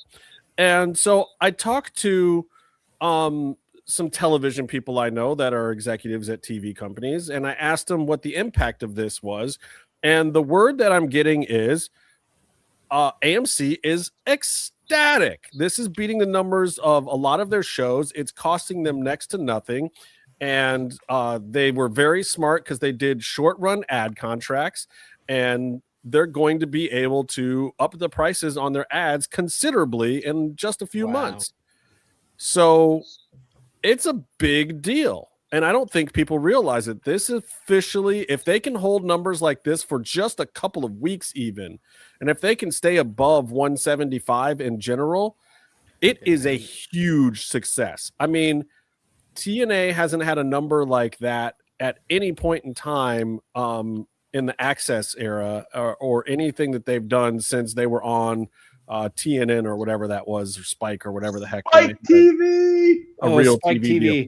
But that was also back in the days where most Anything was wrestling good. on cable did Real thing. way bigger numbers. We're talking like 800s and 900s, even for the shittiest shows. Where Well, I do have to say ratings- something. You said we don't want to talk about the product, but however, I was watching with my dear friend TR the other day here, and we were looking at the product. The wrestling is solid. Yes. Is everything else that it still hasn't clicked yet. But if those are the numbers they're getting right now, once that clicks, once the TNA makes the rest of the show click, then they're gonna have like crazy numbers plus a little bit of money, for production and all that stuff. But I like a there little bit might be a of trend. some of the stuff. Like, look, I thought Macklin was a little heavy-handed in some of his promo stuff, but like, so the storyline is he lost his job, but he was still backstage saying goodbye to some friends or whatever. Obviously, he didn't really get fired. It's a gimmick, guys. But I love this, and I like the way that I like the way that they're doing it. And his little backstage thing, yeah, the production wasn't great. They shoot too close to walls. They don't light it very well. It's one guy Lighting on the is shoulder. bad. They've always done that to a certain extent, though. But I mean, it's does part of the wrestling need to flavor be and appeal of beautiful? the show. Does wrestling need to be beautiful? Like, No, I mean, that's what I'm sometimes I saying. No, feel- but it has doesn't. to be Some- well lit. Right now, I'm well lit right now, Bear. Wait, Well, look who's talking to who here about lighting. Listen, who's You- talking to who about That's lighting what I'm right now? He's an So you're audio TNA. guy. He doesn't care what it looks like. No, but He's I the like for TNA me, of this That's group. true. sometimes I want just grittiness. I don't want it to feel like it's like if you're not going to be WWE, right? And you can't do the polished, super polished corporate look. Like, give me a vibe, The It doesn't Aliens versus necessarily- Predator. I think they did that this week. I really do, Baron. I think that some people are vibing with it, and it's not glossy. It's not WWE Junior that some people want it to be. It's not another NXT. It Do you remember looks a little ECW's dark. As soon as promos they step backstage? out of the ring, it's dark on the mats on the floor, like because they don't have the lighting up everything around the whole ring, Man, and I I'm gonna have kind to of watch like that. I TNA. dig it. Yeah, Well, to be fair, if they turned on the lights in TNA, you'd see the soundstage, wouldn't you?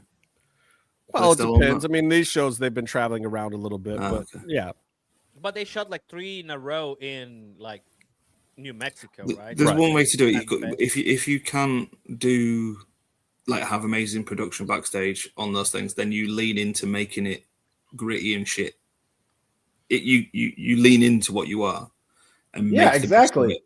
So like Exactly. ECW backstage was like, it was interviewing someone sat on a bunch of stairs backstage. But I gotta like tell someone you, shining a light on their face. Like I gotta tell you, TNA already is doing a better job than AEW backstage to me, because they're not just cutting promos; they're actually telling stories backstage. And there's part of that I feel is missing from WWE these days. Like you watch Simon Miller do his producer gimmick where he makes fun of the backstage things, and it's so money, and it's because it's become trite, it's become ridiculous, it's become this formula thing where they're just like going through the motions backstage sometimes to fill time. They're giving you a little bit of backstory and whatever, but like I don't feel like we're building things backstage like we used to. Like I think Cross was the last time they were doing that. Yeah, but yes, and it really was, and I like the stuff that Cross was doing. If they had paid it off in the ring, the problem with the Cross thing was they were only doing it backstage. Dude wrestled once in the year, but yet did 34 promos that same year. What kind of sense does that make? What wrestler do you have doing 34 promos and only wrestling on TV one time? At the minute, they only do two things. They have the Judgment Day sat around talking, and then that's it. Well, no, they have someone walking or doing the squats. Yeah, backstage. That's it. in the time that Cross was back at WWE till the time that he left, Tozawa wrestled 17 times more than Cross did on TV. Jesus Christ, Tozawa. But he's money. He's 17 times more. Just saying, just throwing it out there. Anyway, I think that TNA is onto something. Am I going to watch it every week? Maybe for this show, maybe to talk about it, but I'm still waiting for a little more. Santana is doing the thing that we used to complain about with Cross sometimes, by the way, which is the yelly, screamy, frothing at the mouth thing. Like, Santana's got to give me some more nuance. I need to know who you are, Mike. I know who you are. These people need to know who you are. Okay, we got it. You went through some hard times. You survived and you came out to the other side. But what you're not giving us is the why. You're not giving us what it actually means to you. I see the emotion, but you're not explaining it. We need to know who you are as a person now, Mike. Like, give us the grit. Give us the real insight. And talk to your boy Eddie Kingston, because he manages to do this. He plays the same story. He plays the same tough guy. He does the same I'll kick your ass in an alley thing. But also, when he looks at a bottle of alcohol, you understand that there's something deeper there. And then he tells you that there's something deeper there. And then he tells you why there's something deeper there. And it can be ridiculous in certain ways, but at the same time, like, just coming out and yelling that you're the best and the toughest and you went through hard times and you deserve this moment. Okay, sure, great. That's every single wrestler ever. Right now, Mike Santana has a chance to differentiate himself and give me something new. But if Mike doesn't do that, take the belt off of him and send him back down the line. You have now and only now to do it, Mike. Period. End of story. Make a difference, make a statement, do it for your people, do it for a cause, do it for your daughter, do it for cleaning up your act, do it for God. I don't care, but explain to me why you're doing it and show it to me in your actions. Don't just come out and yell and froth at the mouth. If they can get that out of him as a champion right now, combine it with some of the stuff that Macklin's doing that I think is good work, combine it with some of the interesting stuff that's starting to get rebuilt in the women's divisions and now having Ash back and some other things, you've got something. You've got something. It can work, but you got to give me that extra flavor. You got to give me that stuff that's always set TNA apart. Now's the time to pull that stuff out. Tommy, get to writing, brother. Whoever's backstage with you, I know you don't have Gail Kim anymore. I don't know who the heck's writing that thing over there besides Tommy. They're suing Gail Kim. I was going to say, they are. It's ridiculous. It's ridiculous. She was one of the best things about that whole production. Her and Scott D'Amore and Tommy Dreamer made that show for 3.5 years. Great that nobody was watching. They're suing her and they fired Scott. And 2 of the 3 are gone. Yep. And but isn't she like a full-blown car crash? I remember a lot of shit came out last time about her. Yep. Okay, Tony. Sir Tony Allen. It's now time for this week's not-so-new segment. Let's take a look at Lucha Libre.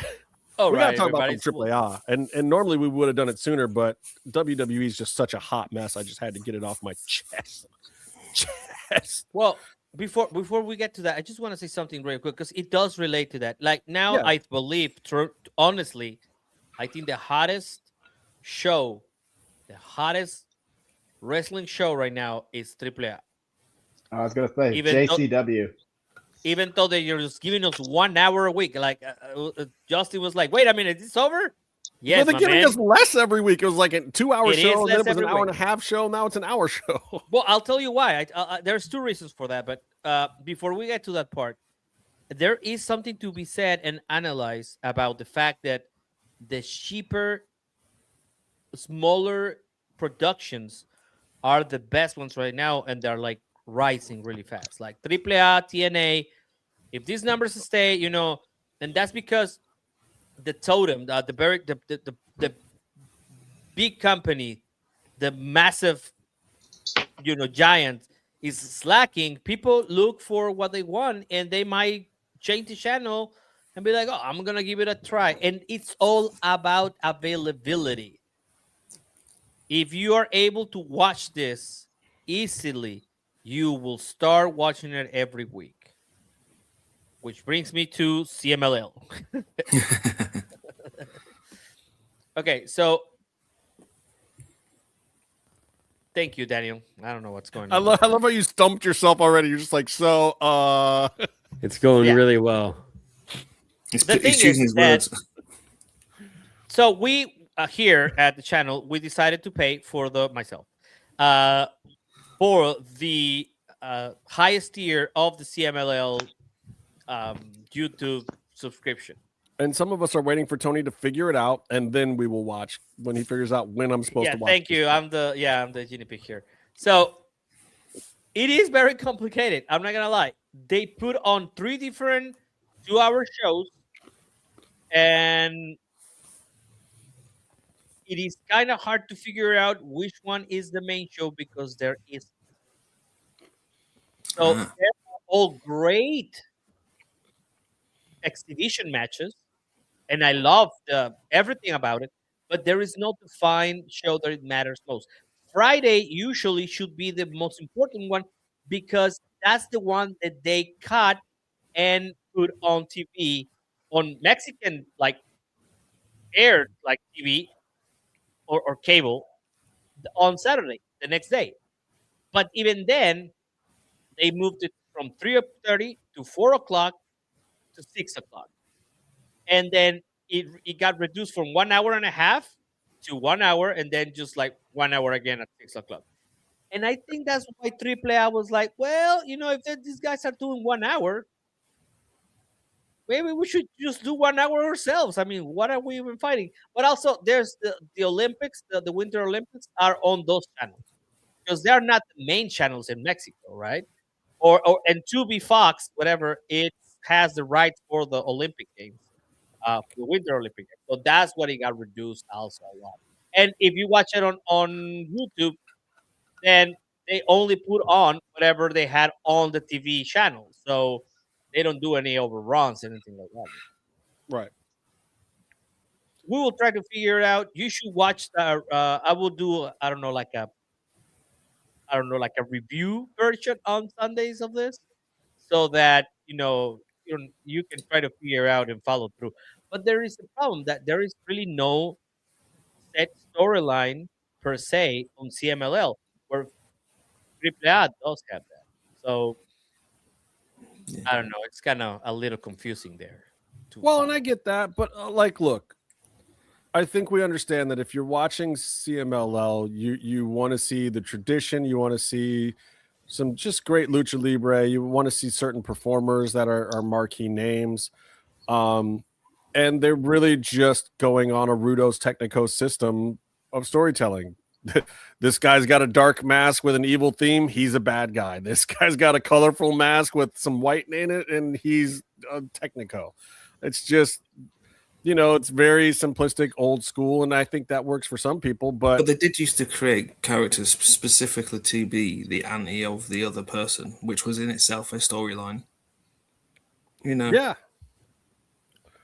And you can rely on that. But I feel like, for me, AAA is going to the circus and seeing, a trapeze act, and it's death-defying. It's awesome. I'm gonna like it every single time.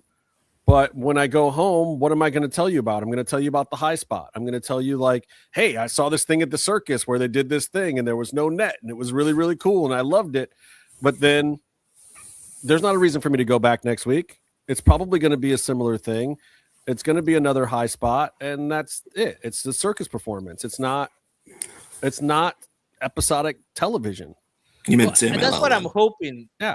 CMLL. I mean, maybe it doesn't need to be episodic television. It's its own style. It's its own product. I'm not saying it's not. I'm just saying that's Fucking what Mr. New Japan's I've learned to expect. Defending, making crap TV. Well, But the in a problem for way, me is, what's there to bring me back every week? Just another cool high spot? If you had a Wrestle good time, Kingdom. then you'll go back to have a good time again.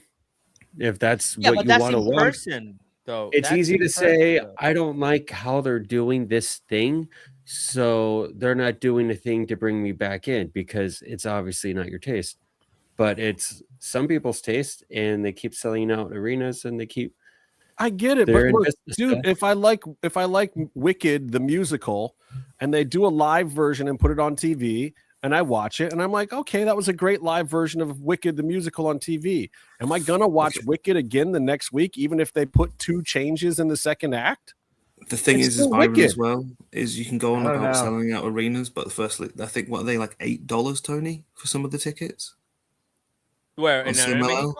CMLL. Yeah. They're doing Well, I like- mean, You can still that's some of another those thing. bleeds. No. That's another thing. Now, it is getting expensive too, because it's catering to the foreigners that go to Mexico tourists. City, and yeah, the tourists. And then now even famously Máscara Dorada, shout out to him. He said that now you see people well dressed in the front row instead of like some people that it was terrible coming, by the way, and then instead of some gardener or a guy cleaning the streets that will come in and just watch the show, and But that is that's even also mostly at Arena Mexico. I mean, they do other venues too, where it's more Yeah, for the common Coliseo. people. That's what I'm saying. Yeah. The traveling show, the tickets for that are stupidly cheap. When they're saying they're doing 20, Yeah, because they whatever it just is, pack it thousands. out and they just put on a fun show Yeah. and travels around. And No, they do shows here. I don't know if it's exactly a CMLL show, but they do use the logo. Usually Hechicero is on it because he's from here, and those are dirt cheap. Like, I don't know, $5.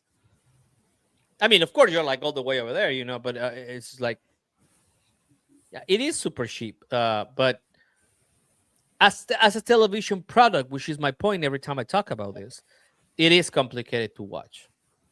It is complicated to continue like following through, because like you say, it's like, yeah, I really like, I don't know, I like Blade Runner 2049, and I went to see it 3 times, but I didn't see it every week for the whole year, right? Yeah.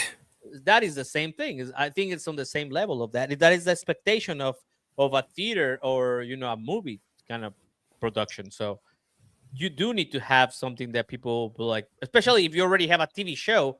At least cut it so that it looks serialized.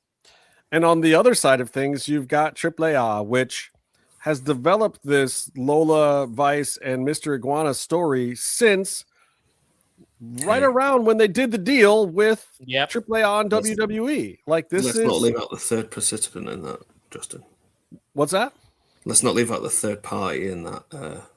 La Hiedra. Well, yeah, La Esca is more like No, it now because La Hiedra is out of the picture now, buddy. But she got herself back in the picture this week because Chelsea Green couldn't show. She said there was some kind of injury, which I hope going into WrestleMania season isn't something serious. But Chelsea and Ethan were supposed to defend their mixed titles against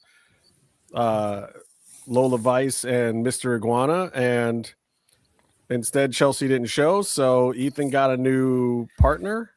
Doesn't Chelsea have a broken ankle? Yeah, that's what they're saying. which Yeah. sucks. Well, Yeah, also Ethan that does Page, suck. what a great job he has done, like on social media. He Awesome. does his lip syncs in Spanish. Man, it's just like they're like normal, memes, right? That everybody's doing here in Mexico, and then he does it, and it's just like I don't remember him speaking a little Spanish, but man, it's just like it. It's insane. It's, That Ethan, he might be the AEW's biggest fail. Like, 'cause he has Yeah. been really good. I always liked him. AEW's biggest fail is still there, and his name is Scorpio Sky. Oh man. They keep trying to do stuff with him, and they've put him in the Skyflight thing now, and this that, and the other thing. But it's like, this dude is so talented, and he is the nicest guy in the world, and like, just they can't find a place for him to land. Like, he got some good stuff for a while when Lambert was there, and I was loving it. And then he just when he's consistent. What was the Men of the Year thing with Ethan was great. Yeah. Stuff he's doing now is good when you feel that AEW thinks it's important. I mean, he'll go and do a good match and do a match with decent time behind it, even if he's just a challenger that's not going to win, or he had a win streak on Collision when he came back.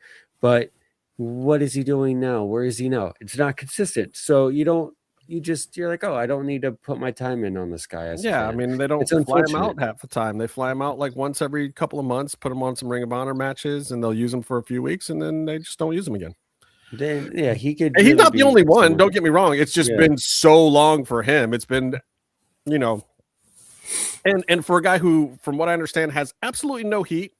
Nobody dislikes him. There's no issue with him backstage. He hasn't pissed off Tony Khan or anything. They just simply haven't found a way to use him right. He's not like the Danhausen situation. There's nothing. There's no Britt Baker-ish thing going on here. It'd be great. A trios run. Anything, man. Anything. Something. Let's not get there. Let's not talk about it.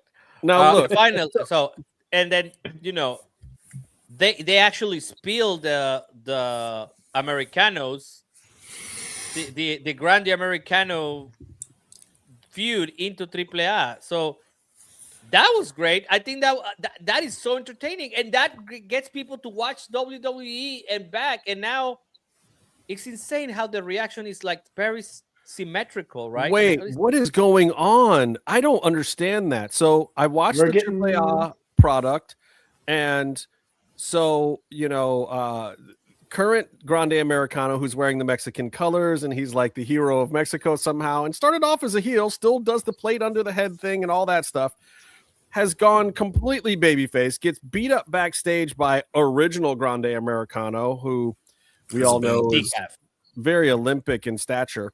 We're just gonna call him Decaf. Decaf and Kurt Angle.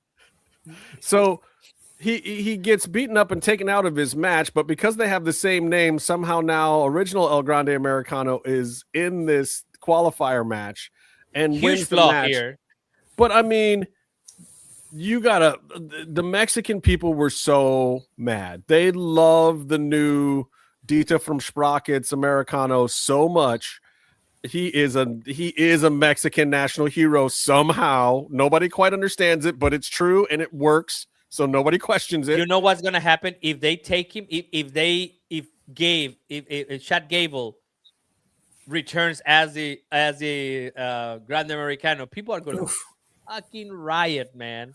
But I mean, that's basically what happened at this show in Mexico. Is like they were so pissed, and Gable was so smart. He let it breathe.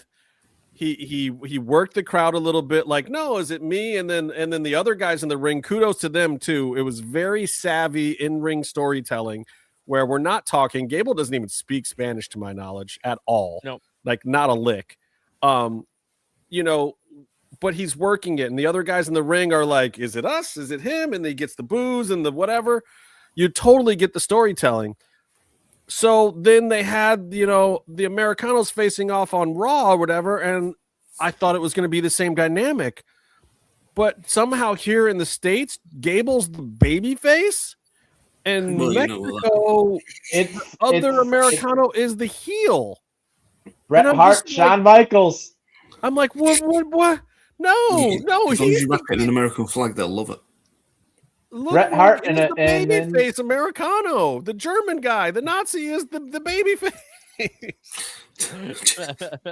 Well, he was. I mean, let's be honest. His character was basically a goose-stepping Gestapo guy. I know. You'd imagine that'd get over in America. It did. He was great as Ludwig Kaiser. What was it? Marcel? What was his name before? Marcel, whatever. Is that his real name? That's his real name. Yeah. But he wrestled as Marcel for a while too, didn't he? To add him as a friend. WWE. Anyway, bring real names into this thing. Anyway, regardless of the fact, I think he's always gotten over the third guy, Vinci.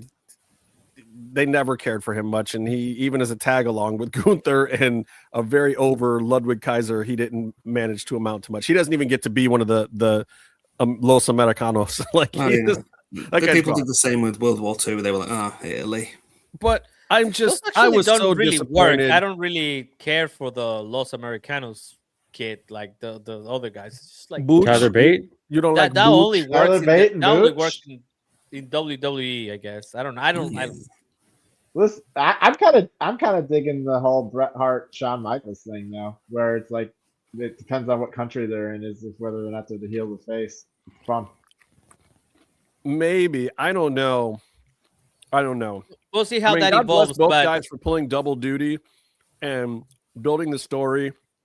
It's a great WWE's first mask versus mask match. I hope they do a gas versus mask at WrestleMania. Yeah. I mean, I think that's where they're going with it. I hope they do that in Triple Mania. That's what I'm thinking. Because that will be the first one under the new umbrella, right? So who knows? But the hilarious thing about it is, one of the top 3 stories in all of Lucha Libre involves Chad Gable and Ludwig Kaiser. Yes. It might be the top. No one would have picked that on the 2026 bingo card 2 years ago. It might be a top 3 story in WWE. Right. The first Max Luchador was Irish, wasn't he? Yeah, I think so. Yeah. So I get it, but look, Chad Gable as a luchador is still farcical and awful. And somehow this is the only thing I think that can make it work for me. But if he's the one that keeps the mask, we riot. Cyclone Mackey, Corbin James Massey. Yeah, it was the first one. Yeah. They have to leave Ludwig Kaiser in the gimmick at the end of this. Yes, Chad I do. Gable is all levels of greatness, deserves a real top guy push as Chad Gable. I think he could even be a champion in a couple of years. Like the work that he did in 2024 was absolutely outstanding. The reason why everyone loves so many of these WWE guys right now is because Chad Gable made them look like $1 million. And I was realizing it the other day, watching some of these matches, especially when they're doing these 3-way matches with people that haven't been on the house shows together. Those qualifier matches for Elimination Chamber have been some of the sloppiest shit ever because these people don't know how to work with each other. And they don't have a guy like Chad Gable in there with them or Chelsea Green to make them look good. Like there are these quality mid-card people at WWE where you don't even realize how much better they're making everybody else. Dolph was one of them for a long time. Zack Ryder used to be one of them. You know, they come in and out. Even Elias, when he was there, Elias is a fabulous fucking wrestler. I don't care what anybody says. He made so many people look good. Who was that kid that was in NXT who did the $1 million belt gimmick for a while? LA Knight. No, the kid that he was wrestling against. Why can't I remember that guy's name? But anyway, he was good too.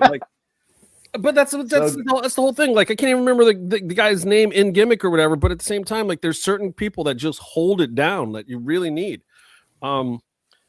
Anyway, I hope they put Chad Gable back in that Cameron role. Grimes. Cameron Grimes, thank you. That is exactly what it was. Cameron Grimes was so good. Yeah, great wrestler, and he was just there to make other people look good, and he did his damn job, and he was excellent. Where is Cameron Grimes now? Is he gone? Released. Impact. He's just is he on Impact at TNA? Yeah, I think so. Yeah. Good for him. Oh no, he's in MLW. MLW. Speaking of which, congratulations to friend of the show. Yes. Can we call him Kevin again? No, he's Killer. He's Killer Cross. Who won Battle Riot and is now the MLW champion. God bless you. God bless your mother. I loved seeing that video. It touched my heart. I mentioned it to Kev the other day, and he's in a very good place in life right now. A lot of people wanted to see him in the Royal Rumble, but I think he is. I think Cross as MLW champ is a very, very healthy thing for him and his lady Scarlett. I think they're doing something good over there, and hopefully, I truly hope they can do with Cross what they tried to do with Hammerstone and a couple of other people, like. I know what Court's all about. Court misses the ball sometimes, but Court knows how to think big and keep it realistically small. He's that guy. And with a guy like Cross, we've always said, before when Freddie Prince was talking about starting a promotion or bringing back Lucha Underground or just any of these other small promotions, that you can build a whole promotion on a guy like Cross. MLW has a chance to do that right now. And they've proven they can make stars. They made MJF. I don't care. I mean, everyone thinks he's an AEW, whatever, but all that stuff MJF is doing now, Court let him do an MLW first. That's where he met his wife. Anyway. That's you. That's it. Time for our final segment of the evening, our favorite segment, the one that everybody loves so much. It's time for Pops and Drops. Yeah, that's right. Bear's got it. Pops and drops. I'm going to kick this one off this time with a drop. I want to end with the good stuff. So let's start with the bad stuff. I'm going to start with this drop. Jake Paul dissing Bad Bunny. What the ever living fuck? Jesus. What are we doing here, Mr. Jake Paul? Maybe this is a work. I don't know. It was really kind of weird. So he comes out and he says all this stuff about, alternative halftime shows and like this guy doesn't he's American but doesn't believe in American values, whatever the hell he was talking about.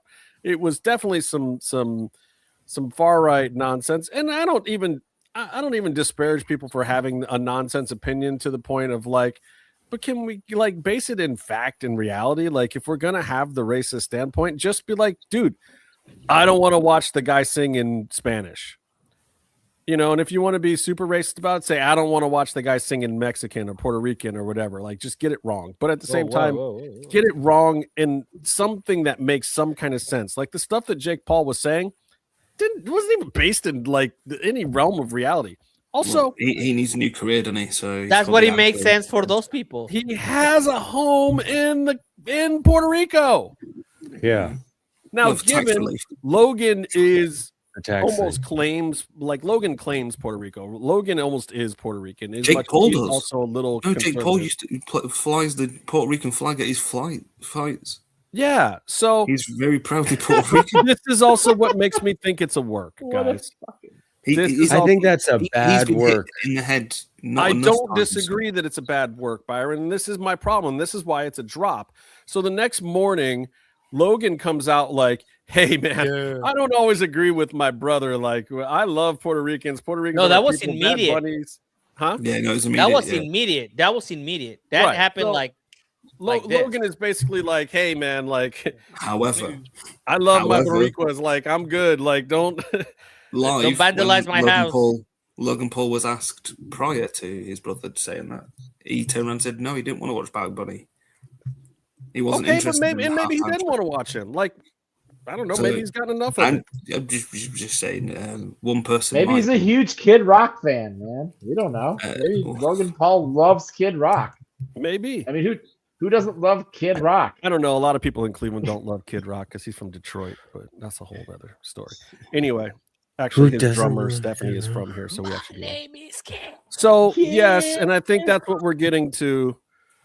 Is I'm starting to believe that maybe this was a work, that this was maybe leading towards a match at WrestleMania. Because let's be honest, Logan Paul versus Bad Bunny, you might not care about it, but that's a good filler match.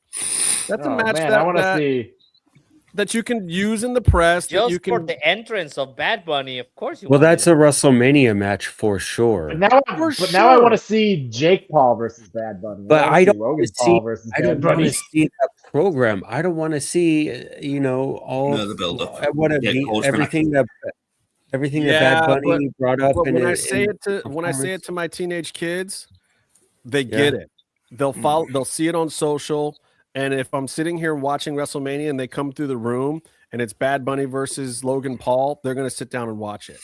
That is something that will connect with the Gen Alphas and the Gen Zs. You're going to get Jake and Paul the millennials, man. And I'll watch the anything with millennials. Yeah, but I'm just saying, like a lot of people don't necessarily care for the Paul brothers, but at the same time, they move the needle on social media. They just do. Oh, now, I just here's meant my funny. issue.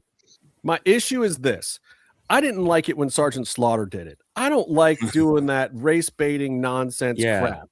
And if they're doing that just to get some interest, that was a mistake. That was the wrong way to do it. Yeah, but I don't think that's what with the happened. Sergeant Slaughter thing was timing. The timing wasn't it when there was technically a war going on, but at the same time, it's not on your own doorstep. This time, the political climate in America isn't the kind of place that any TV production ever enter this right now, because it's not going to go well. I mean, I don't think that was sanctioned in any way by production on any kind. And I think the reason why he went in and do the stupid thing like, oh, I don't know what happened to my Twitter last night, is because somebody got a phone call. It's like, hey man, what the fuck? That is something like that. You did something you thought was funny when you were drunk on Super Bowl Sunday. Your brother even was like, dude, don't do that. Like, I make money with these people. What are we doing here? We live in Puerto Rico. What are we doing? I know you got 4 other houses and you can just jet out, but like, this is my main house, bro. What are we doing? You know? And then the next day you get the Nick Khan or God forbid the Ari Emanuel phone call where you're like, first of all, I own the Illuminati. Second of all, you stepped in it. Third of all, fix it. I'm not calling back. The next thing you know, you just don't exist. Like, go fix it.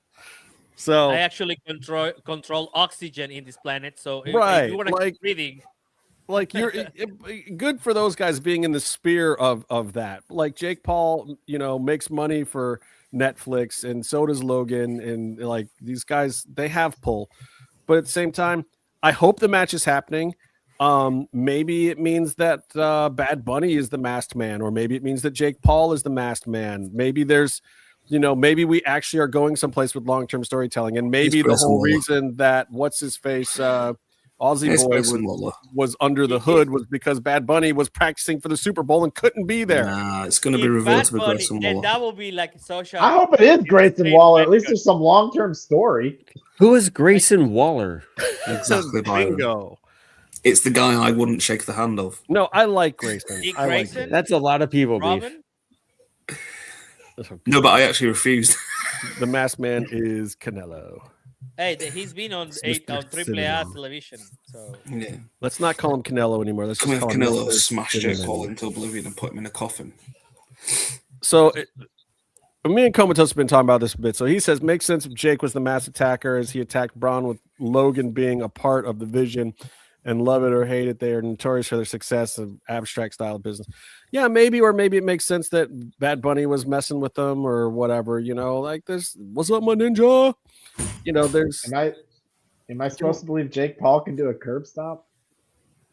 I mean, are you supposed to believe he could do more than that? Because that's where you get scary.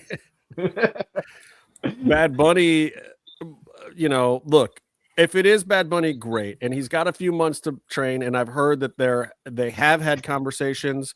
I don't know what the status of those conversations is. I don't know if anyone does. And it's not the kind of thing that's really going to leak before they want, because unlike the stuff that normally gets talked about at WWE that might leak, this is getting talked about in TKO boardrooms. This is something that Triple H gets handed from up above. Like, hey, make Bad Bunny versus Logan Paul work. Like Triple H isn't going, hey, let's do Bad Bunny versus Logan Paul. No, he'll get handed that one, and that deal will be made up top. Okay, but let's just go like 1 second. Okay, fine. Let's say that is Logan Paul and Bad Bunny. Is that gonna be a safe match? I mean, because the Bad Bunny match that he had at WWE was with the bisexual Undertaker, so that was a safe. That was a safe match because he took care of him through the whole thing. If you look at it, because Damian Priest's mother would have killed him if he dropped Bad Bunny on his face. Exactly. That in Puerto Rico. Right. So, but I mean, that's what that match was good. But Logan's a decent hand these days, and the boys work hard. Like, I wouldn't make it a long match. I would book it as a 10-minute match. What'd you say, Meef? Logan also wants to get these giant spots in for himself. That's what I'm talking about. Won't be able to Yeah, take. but would they? Are you thinking it's good? I mean, let's say hypothetically it's the Bad Bunny thing, right? And like I would watch anything Bad Bunny does because he's entertaining as hell. But do you really think it's gonna be a singles match? I mean, I could totally see them doing like Logan Paul and Austin Theory versus Bad Bunny and like maybe Damian Priest or something. I don't know. That's a good point. We're a few months out, we're a month and change out from WrestleMania. Like, yeah, they're not going to get. We're almost 2 full months. I was like, wait a minute. Yeah, but we're not going to negotiate and short, book a singles match and then train and then block and rehearse it all out for a one-on-one match. No. Yeah, that's a bit much to do or to start up now. I mean, Seth Rollins and Bad Bunny versus Austin Theory and Logan Paul. I mean, it just lost me. My theory with the Masked Man as well is that maybe they don't do it in the end, but I reckon the original plan was for that Masked Man to be someone connected to Logan Paul, or in theory, kicking Bron Breakker out of the group, because WWE at the minute is a basket case. And I genuinely believe that they thought, let's just turn on another person who's the leader of the division till we're the leader of the division. Well, I think that really was the plan because Braun was supposed to win the Royal Rumble, and I think maybe they thought that they wanted to have something in place there to possibly turn him face. So I reckon Logan Paul's going to be the real leader of the division. I mean, we'll see. Bit horrific. At this point in time, like, look, what even is the vision? It's like all the guys that were supposed to just be background heaters are the only guys left now. And so Logan Paul, to me, is the biggest star power guy in there. And if he's going to stay around, give him the reps. It truly is the epitome of Seth Rollins. It's something that's gone terribly wrong once he's touched it. Isn't that something that it should be studied and, like, I don't know, worked and changed? All these groups that they just remain with the names even after the meaning has gone, like the Judgment Day. It's just like I think it's something that we should maybe touch on next week, but because I think there's something there. But just like the state of factions in both companies right now, honestly, like the state of factions for AEW and WWE right now, because somebody big question for next week.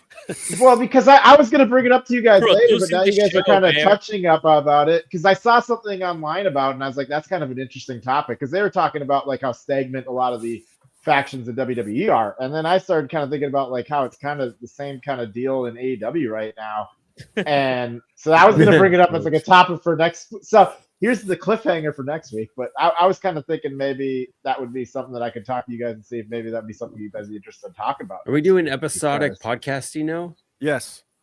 Yeah. Tune in next week for and we'll find out the state of factions in American wrestling. So stay calm and stay in the regardless, I feel how do you Jake Paul was a drop for me. Anybody else got a drop? Oh God, I got loads of them. Well, give me one. Wrestling related, me. I'm still half awake. Not life, just wrestling related. Just wrestling. How come everyone? Never mind. Oh, my pop of the week. My pop of the week is La Hydra. We're not doing pops yet. We're not doing pops yet. You know, that's a decent pop. I got to let someone else go for a drop. I'll think something. Tony, what's your drop of the week? Well, man, I'm gonna get some hate, but fuck. CMLL costing twice as much as Disney Plus. Twice as much as Disney Plus? Yes. Wow. Whoa. Yeah. So it's you got the premium, the one where you get the live shows and stuff. Yeah, of course. I mean, I have the premium Disney, right? Like no ads and all that stuff. And it's CMLL has like these tiered prices, right? Yes. So because Casey's on the middle tier, right?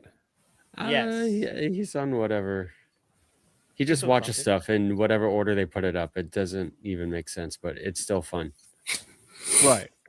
Well, because Casey's always like throwing like, oh, there was this cool match on CMLL at me and blah, blah, blah. And I'm just like, okay, cool. But I missed the other good one because I don't have that tier. So for half the price. So Tony, you want to keep Jesus going? Christ! Don't let the Tony speak.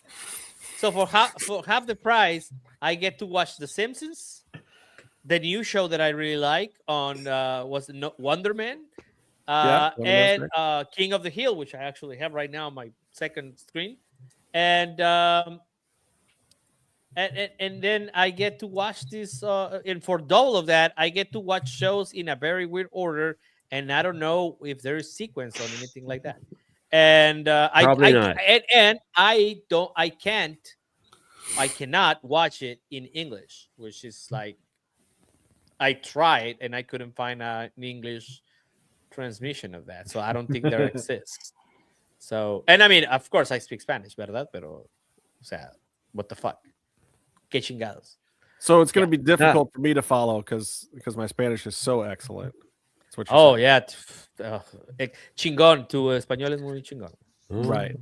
You just tell me what to watch, Tony, and I will watch it. I will try to make it cohesive so that people can go and buy that for double the price.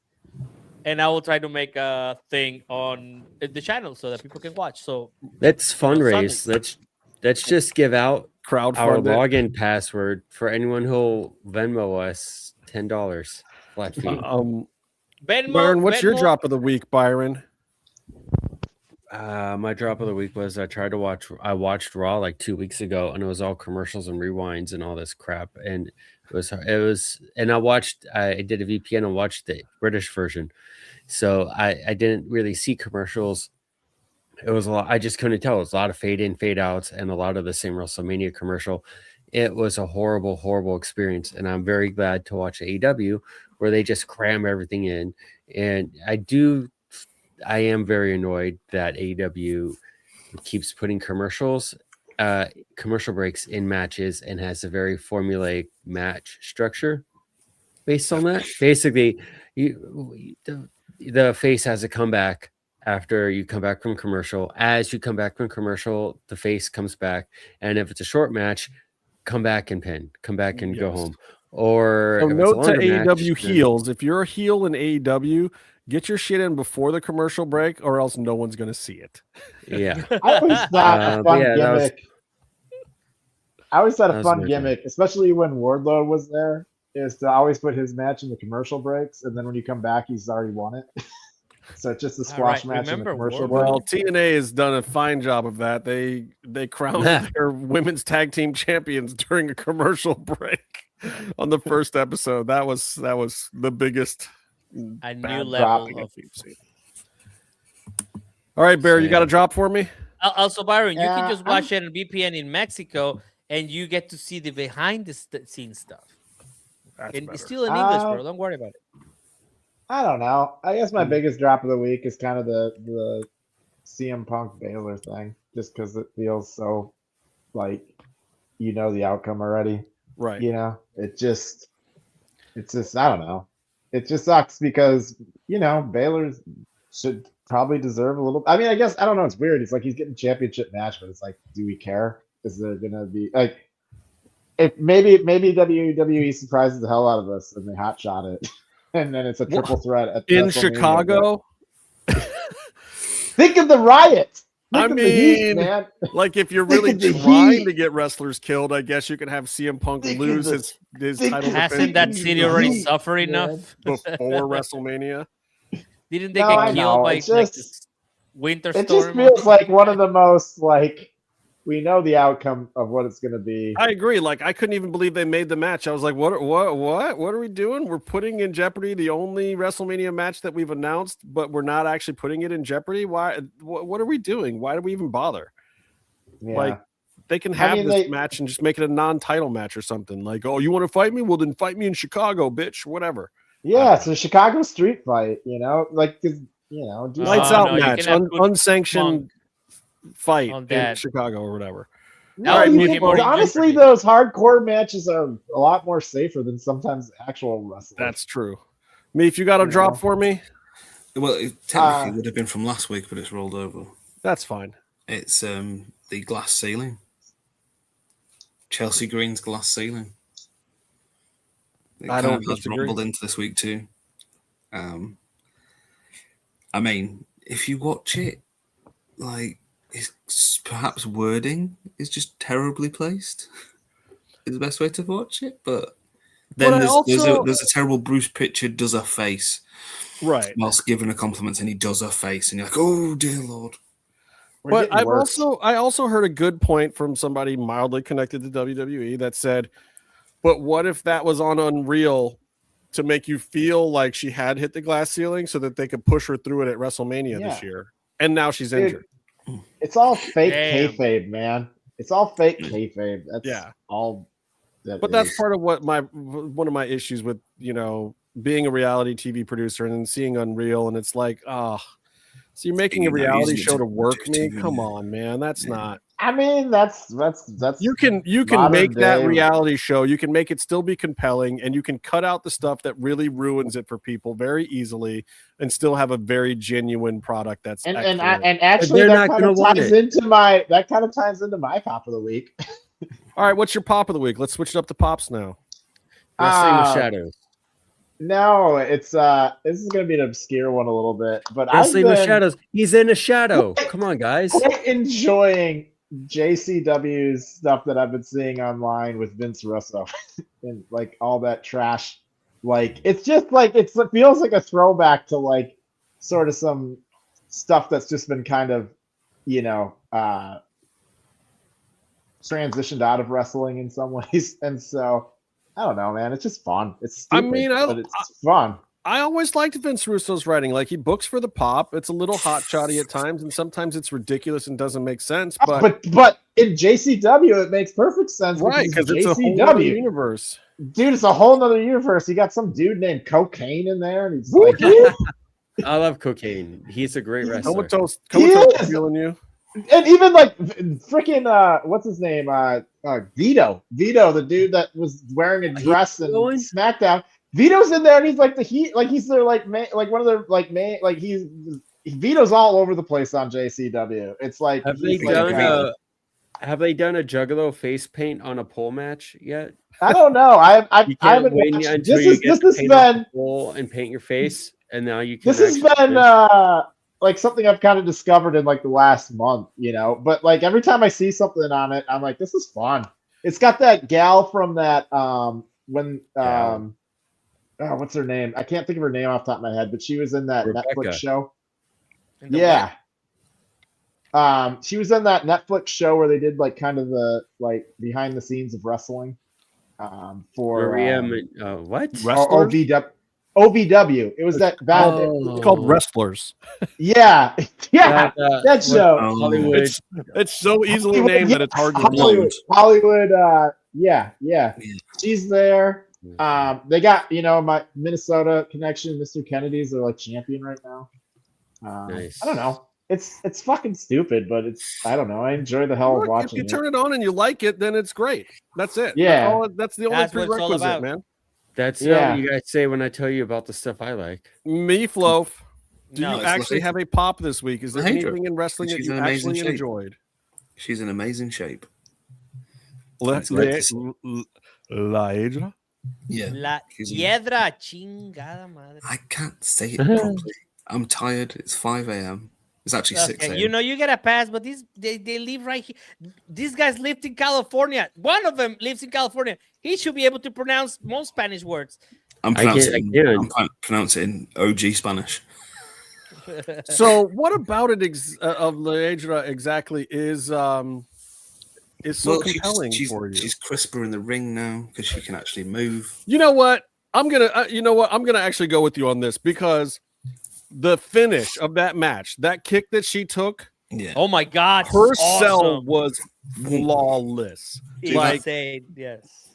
Lola better have tipped that girl out, thanked her for the house or something when they got backstage, because the way she took that bump, like, I think Ledra knew she was subbing for Chelsea Green, and she was like, if this bitch can do it in America, I've got to do it here.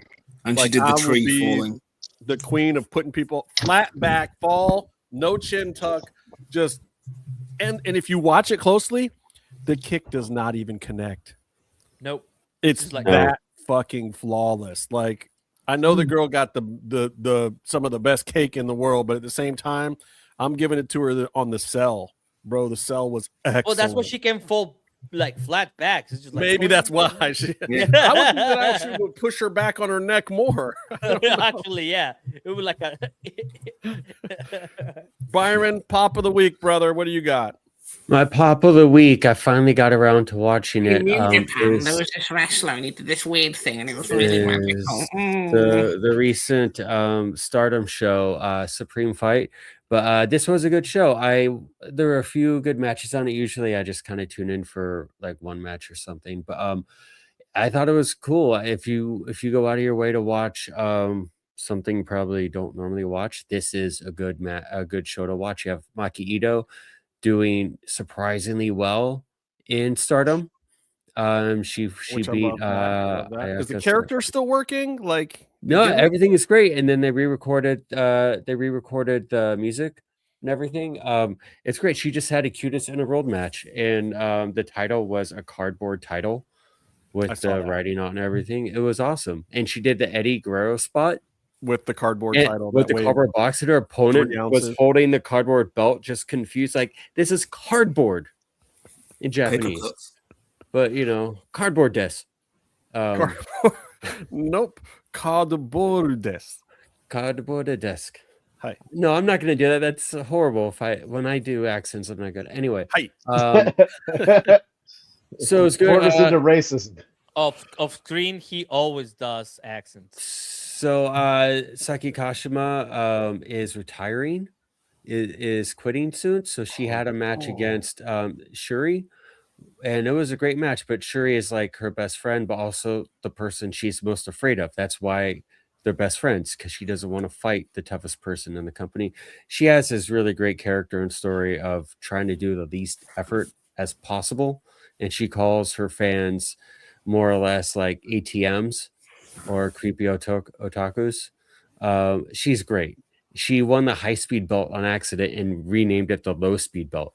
I love her whole thing. But she also has a flash pin, so a lot of her matches would be like a minute long.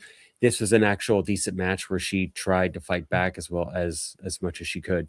And also the singer for her entrance song was there and did it live. It was a special thing. But then you get down to the main event, Saya Kamitani versus Starlight Kid, and that was, you guys, no one cares about anything you guys say. I'm listening, and I did not interrupt once. I am actually listening. Bandwidth. Anyway, so Saya Kamitani beat Starlight Kid, but that was a great match. It was one of those things where it's like a cruiserweight. Starlight Kid, can she keep up and can she hold her own against more or less a heavyweight? And I thought she did. Oh, okay. What? Keep talking. No, I'm not going to. Anyway, so it was good. Why is Kobe testing himself? She's going to be out for a month. Anyway, that's cool. It was a good I show. love this. I love this so much. I was so happy I saw it. Why is Kobe Test not got a top on? Is that Ricochet? No, that's supposed to be me. Thank you very much. Oh God, who's that Puerto Rican rapper from New York? Who? Fat Joe. Fat Joe, but he's Skinny Joe now. Yeah, I Susempic Joe. Yeah, GLP-1 Joe. Oh no! Lean back. Lean back. GLP-1 thing, baby. I love the fact he got the glasses on. That's pretty cool. You like that? I love it. Sorry, Byron, you were boring us all to death. What were you saying? Sorry, I wasn't talking about. I wasn't talking about whitewashing Lucha Libre, so I guess I got boring. Come on! Wow! Oh wow! Wow! Don't be like that, Tony. Say yes, something good. What's your pop of the week? Dominic Mysterio cutting a promo on Maricela Peña, just like so good. I loved it, man. I never seen that. I don't think no one has ever done it. Alberto Del Rio did that shit. That was insane. And he's like, I don't want to see the banners next to you. I was like, wait, what? These guys, like, no heel has ever gone there before. Even the heels go over and kiss the hand. Like, what? Like, yes. You have to do that. Nobody messes with Maricela. And she goes like, oh. It's like, what the? I mean, Phoenix did try to kill her. I hope they didn't tell her. I hope they didn't tell her at all. I hope it just happened. I hope. And it was happened. like, and she got backstage, and then Mark Taker was like, it was just something we came up with. Sorry. Yes, that was that's why I like the show, because like they're breaking the rules, they're breaking the format. It was great. It was beautiful. I loved it. Well, my runner-up pop of the week, and you maybe appreciate this one, Meatloaf. Go on Instagram or Twitter or YouTube or wherever and watch Sol Ruca working out with Sheamus.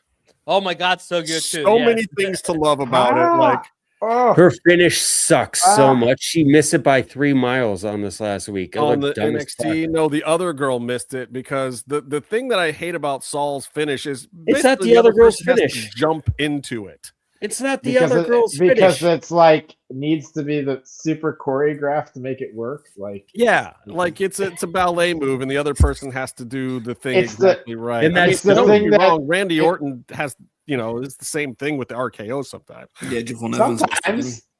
Well, the Javon Evans one, everyone's like, look at how amazing Javon is. What? The other guy had to jump and be in the exact right spot for Javon to do that too. It was not just one person doing that. I just like how in that highlight you don't always see the other wrestler rolling out of the spot, right? And so it just looks like this dude's jumping into nothing. And nothing. Like it looks like they just jumped and met there, because you don't see that Ron was. Yeah, I was like, when I first saw it, I was like, what is going? At first, I was like, what is going on? Like, this goes back to me and Tony's point from a couple weeks ago about like more establishing shots, please, more wide shots. Stop with all the close-ups. You're not helping. I know you guys want to make a dramatic thing, but like, come on. But that's not even my actual pop of the week. That was my runner-up, because what beat it was a couple of ladies doing a big thing on a show that not a lot of people watched, but it still got me a pop. It was Allison Kay and Marty Bell on NWA Power on Roku, and their team, The Hex, as the new 2-time NWA Women's Tag Team Champions, going over on a woman that I have an absolute soft spot for, even though she's a vile, awful heel. She's a terrible, terrible person. Tiffany Nieves and her partner, Valentina Rossi, who they have this woman, Greta, with them now, who's like 7 feet tall. It's amazing. She can't wrestle for shit. She can't do anything, but she's like the female Omos, and they can't even have her stand next to the ring because it makes the rest of the girls look so small, because her head is over the second rope when she's just standing next to the ring. Just hilarious. But it was actually a pretty good match. And Allison Kay's been an NWA champion before, and she is a wonderful talent that never quite got the total rub at the top, but she's every bit as good as any veteran in the business, and Marty Bell is right behind her at this point in time. I mean, Marty's been wrestling for a while. I like these girls getting a little bit of a rub. Like, if they're going to be an NWA, put some gold on these women. Like, they are bona fide top talent, can easily get your company to where it needs to be. Yeah, maybe they don't look like Anna Jay anymore. Okay, but at the same time, like, they are qualified wrestlers. They take care of the other talent in the ring. They know how to tell stories. They know how to carry on a match where the match tells a story. So I saw the match. I watched it. I love Tiffany Nieves. I think she is a big up-and-coming talent. I think they got a rocket ship with her. But Allison and Marty Bell have been doing this for a long time. They deserve their flowers. They deserve to have some fun little runs here and there with what they're doing. They deserve for you to go out and see them on a weekend at a show, throw some money, give them some money at the merch table. Respect these women because they're putting in the work, and it's damn entertaining. And you can watch it for free and easy now on Roku. I'm not saying that NWA is the end-all be-all product that you should watch every bit of. It's not like Power was right before the pandemic. Like, they had something really magical then that they don't quite have now. But my boy Danny Deals on color commentary is hilarious. He's a homie that I grew up here with in Cleveland. And, Allison and Marty having a good run over there. I hope to see. I don't give me any spoilers, because I think Tony knows some of the spoilers. He does another show with Marty. But I don't want to know. I don't want to know what happens, because I'm down for it. I'm watching. I watched the first match that they had, and I watched this one. So I hope they keep the belt for at least this season. and we'll see how it goes from there. Well, But I gotta say something. I was not expecting it to come out when I that took me by surprise. Like, wait, what? Just like that's what I said to you immediately because I was already planning on I was watching so the show different. today anyway. I didn't even know they were on this episode. It's weird because they tape a bunch of stuff for NWA, but then they chop it up all sorts of weird, so you don't really know when things are It going is to air. weird, yeah. Yeah, And they don't even necessarily use stuff from the same tapings in the same episode. It's very kind of Lucha Underground how they no, it's like very Power Rangers, just like put, some footage with other footage and. But kudos to them and congratulations. I love it. I love seeing them going on their little run right now. I'm really happy for Lainey Luck. I like seeing what she's doing as the WWE ID champ. And there's good talent out there that hasn't been picked up yet that hopefully you guys respect and you see them. And if you see them coming to a show in your town, go out, support some local wrestling too. There's good stuff out there. It's always good to see these people that you like appreciate get these kind of moments, even though the larger, public might not see it, but they are so talented and they deserve these wins because they're just great. And like, especially Allison and Maribel, it's just like really good people. Like every time we have some kind of fundraiser and stuff like that, they always come through, man. So it's just, love to see it. They're great. And it was a good match too. Like it's good wrestling. And there's actually been some decent wrestling on NWA in general, So give it a chance. If every now and then, just fast forward through the stuff you don't like. It's on Roku. It's real easy to do now. Anyway, that's it. We did a lot of segments. We had a lot to talk about this week, and it was a good time. It was a good time. And next week, we'll get Bear's question in there. I love it. Thanks to Comatose for the art, and thanks to Tony for manning up finally and drinking some beer. And so for all you Joshi lovers out there that loved every minute of the show and what Byron brought to it, thank you for watching also. Oh, bye, Rebecca. We'll see you later. Later, Comatose. Thanks for the art, brother. Yes. Until next time, stay calm and stay in the mix. We're not going to get demonetized for that, are we? Probably.